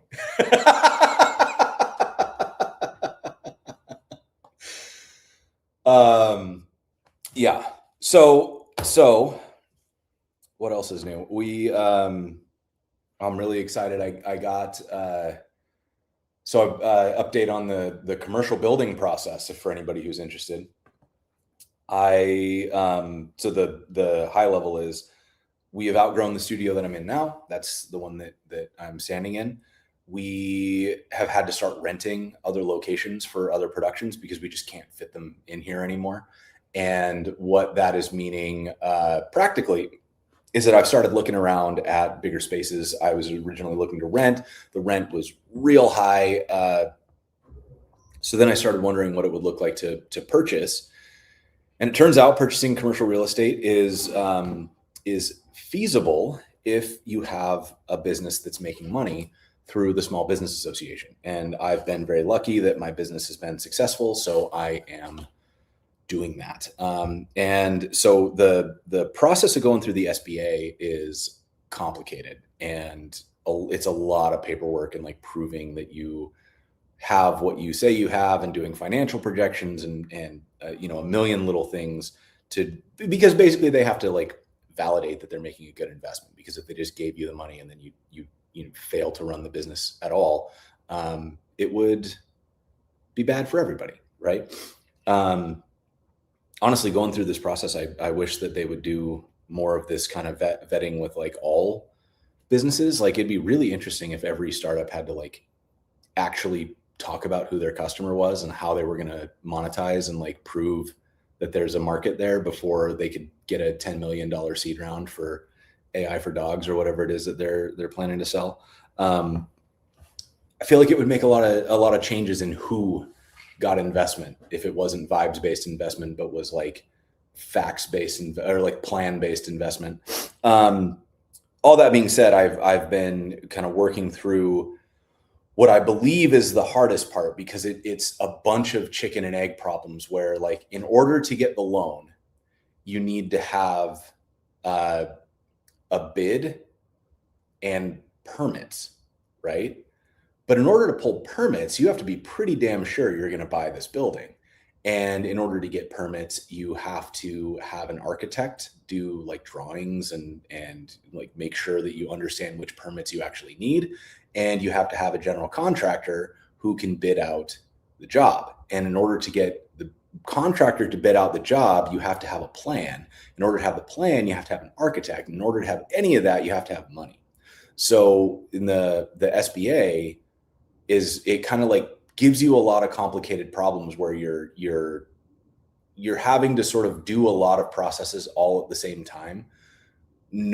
Knowing that there's a chance that it's all going to go sideways and you're going to get left holding like a $20,000 to $40,000 bag if the thing falls apart, because like I've had to put earnest money in, and I've had to like send some money to the SBA to like say, yes, I'm serious about this loan, and I'm paying the architect to like measure the building, and I haven't actually purchased the building yet. Like, there's still a chance that when this all gets done, they're going to come back and say, upon reviewing all of this, we've decided this is not a good investment. So we've decided that we're going to like retract the approval that we offered originally. Because I have an approval, but the approval is contingent on a few things that I haven't been able to get done yet, because everything is contingent to itself in a quite literally circular fashion.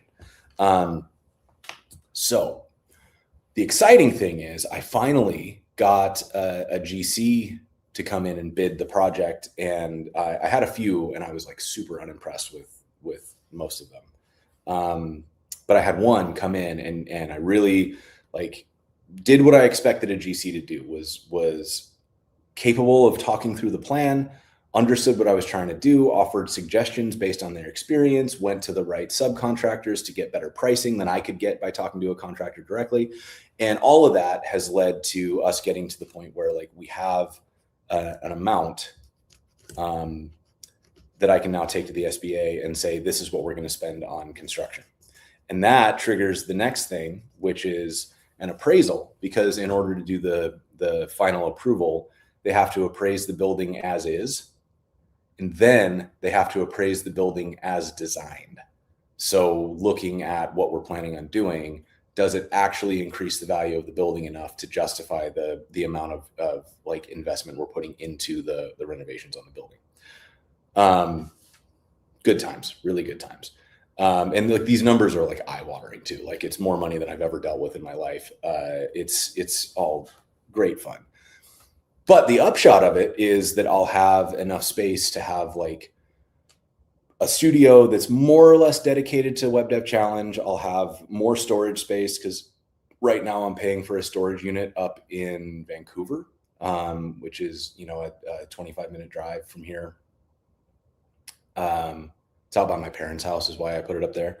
And then I am paying the rent on this studio, and I'm paying to rent other sound stages when I have other productions. So like, for example, this month we're doing a show called The Greenfield Games.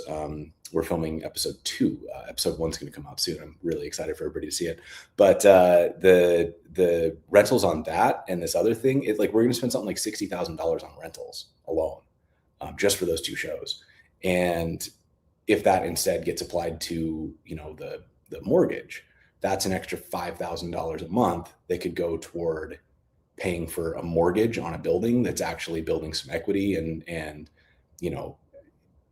also helps me avoid some other rental costs. Like when you rent a soundstage, you usually have to rent their lights, which increases the cost of everything. And so it's just like these little things. Like I've been building up this kit at the studio of like house lights and house cameras, and because I don't want to pay rentals every time we do a production. And we do enough production here, thankfully, that the maths out on making those types of investments. But so now that we have a bid and everything, we get to move into the appraisal. And if we get through the appraisal, then we actually get to like close on the building and we start, I take possession and we start doing construction. And if everything goes really, really, really well, maybe I will get into this building this year.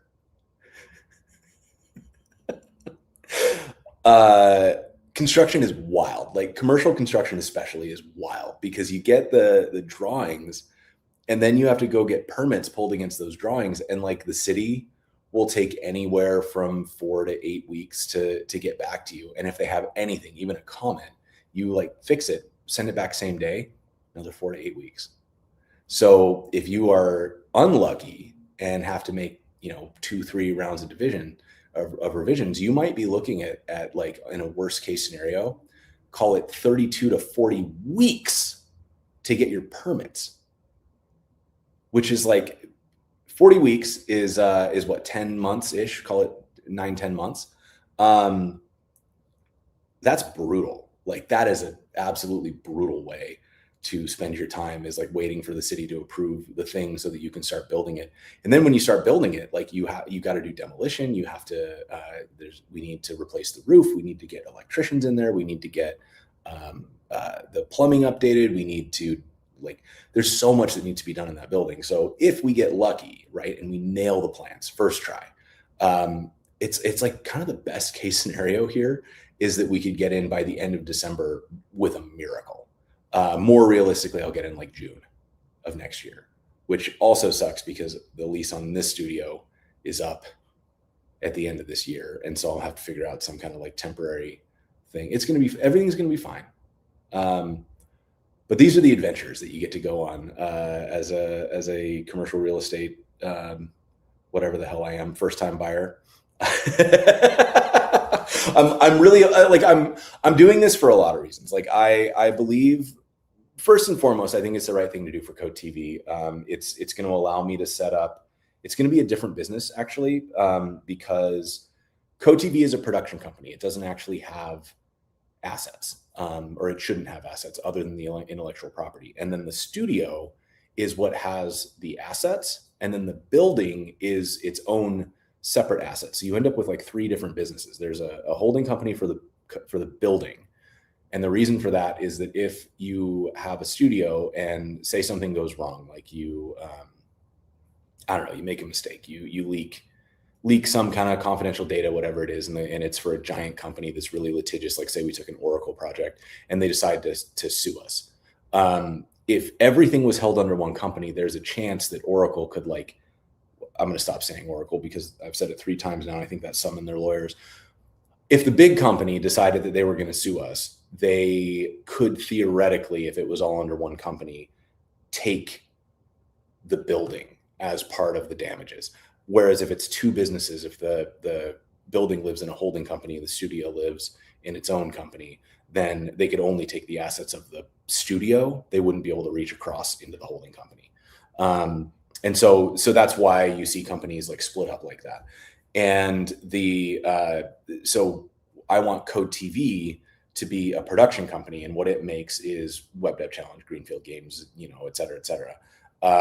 The studio, which I'm going to be calling, actually, I'm not going to say it yet because I haven't registered the name, but the studio is going to have its own brand and business, and that's going to have the actual, like, it will be quote unquote renting from the building, and it will have all of the equipment, it will have the studio, the sound stages, and it will rent those to both Code TV as well as to like other productions in town. And that's kind of a diversification plan, is that the studio is going to be both where we shoot Code TV stuff and also available to rent by other agencies, productions, et cetera, in town.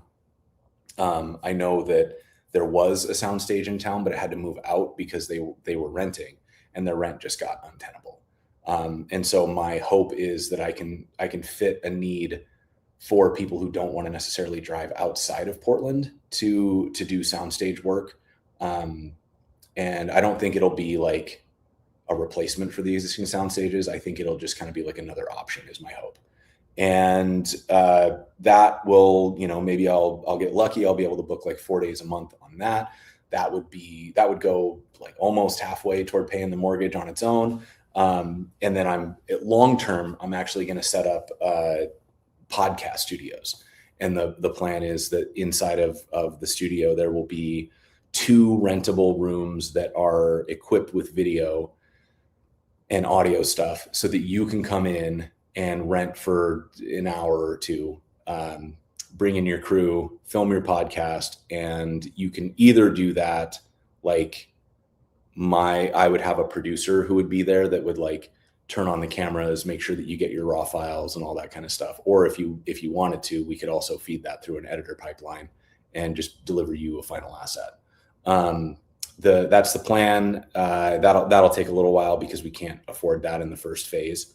But the nice thing about that is it would be like if you wanted to do a Sports Center style podcast, like 4 people sitting around a table discussing latest news, or if like a local realtor wants to talk about what's going on in Portland real estate, or a local restaurant wants to put together their podcast, all of those things, somebody who's not going to spend the money on buying equipment or learning really how to deal with all that stuff can just come in, pay for the time, get recordings of their podcast, or get like the fully edited multi-angle video podcast with an audio portion all connected to it. So that, if you wanted to make one of those, it would be accessible, right? Obviously it will only be accessible to people who are able to make some kind of money off their podcast, or people who wanted to like make the investment in their podcast. And, that's, I think, a limitation I'm going to have to accept. Like maybe I can do some scholarship stuff if people want to hit me up for that. I don't know. We'll see. But the idea is that like we'll have these podcast studios available, and then we have the big studios for bigger productions. I have gear storage. I'll have co-working and the ability to like host meetups and stuff. And it just kind of starts to open up the space as like it can be more of a community hub. It can be rentals for different types of things, and potentially give me the ability to diversify income a little bit, so that I'm not fully dependent on tech for like every dollar that I make, because I'm not nervous about it. I think I do good work, and I think people like the work that I do, and I think that companies get good value out of working with me. So it's not like I'm not confident that would continue, but I do believe that the industry evolves. And I think that even great TV shows usually don't get more than 6 or 7 seasons. So anything that I'm working on, it's, like there's a fuse on it before it won't be the thing that's working anymore. And so I'm always trying to think about what are other things that can be going, so that, if one thing is reaching end of life, we're not scrambling to find a replacement. We've got stuff that's already mature and working.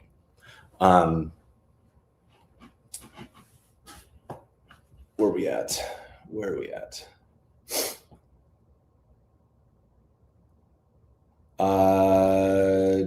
Thinking of doing an online event where you pair people and they compete. So we have a hackathon, and the hackathon is open.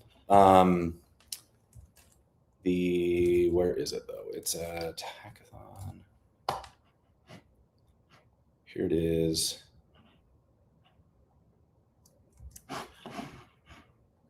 This is the Shortcut Hackathon for bringing people together.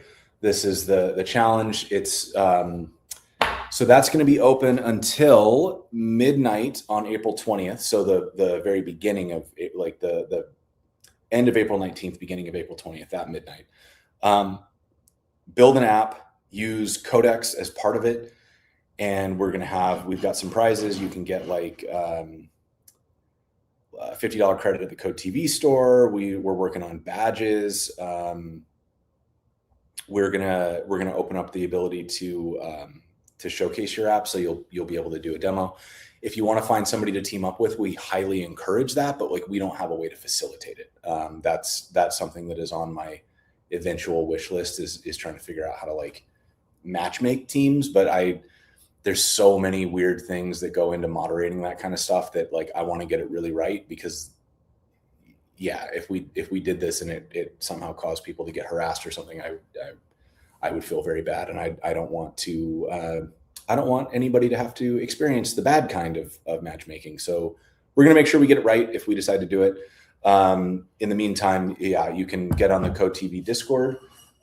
We've got a great Discord with a lot of cool people, and there's a good chance you could find somebody in there who would be part of it. And you know, if you want to go solo, you can go solo as well. That's certainly an option. It is basically time. I got another call starting, I believe, at noon on the dot. So I am going to call it here so that I can take a quick break before my next call kicks off.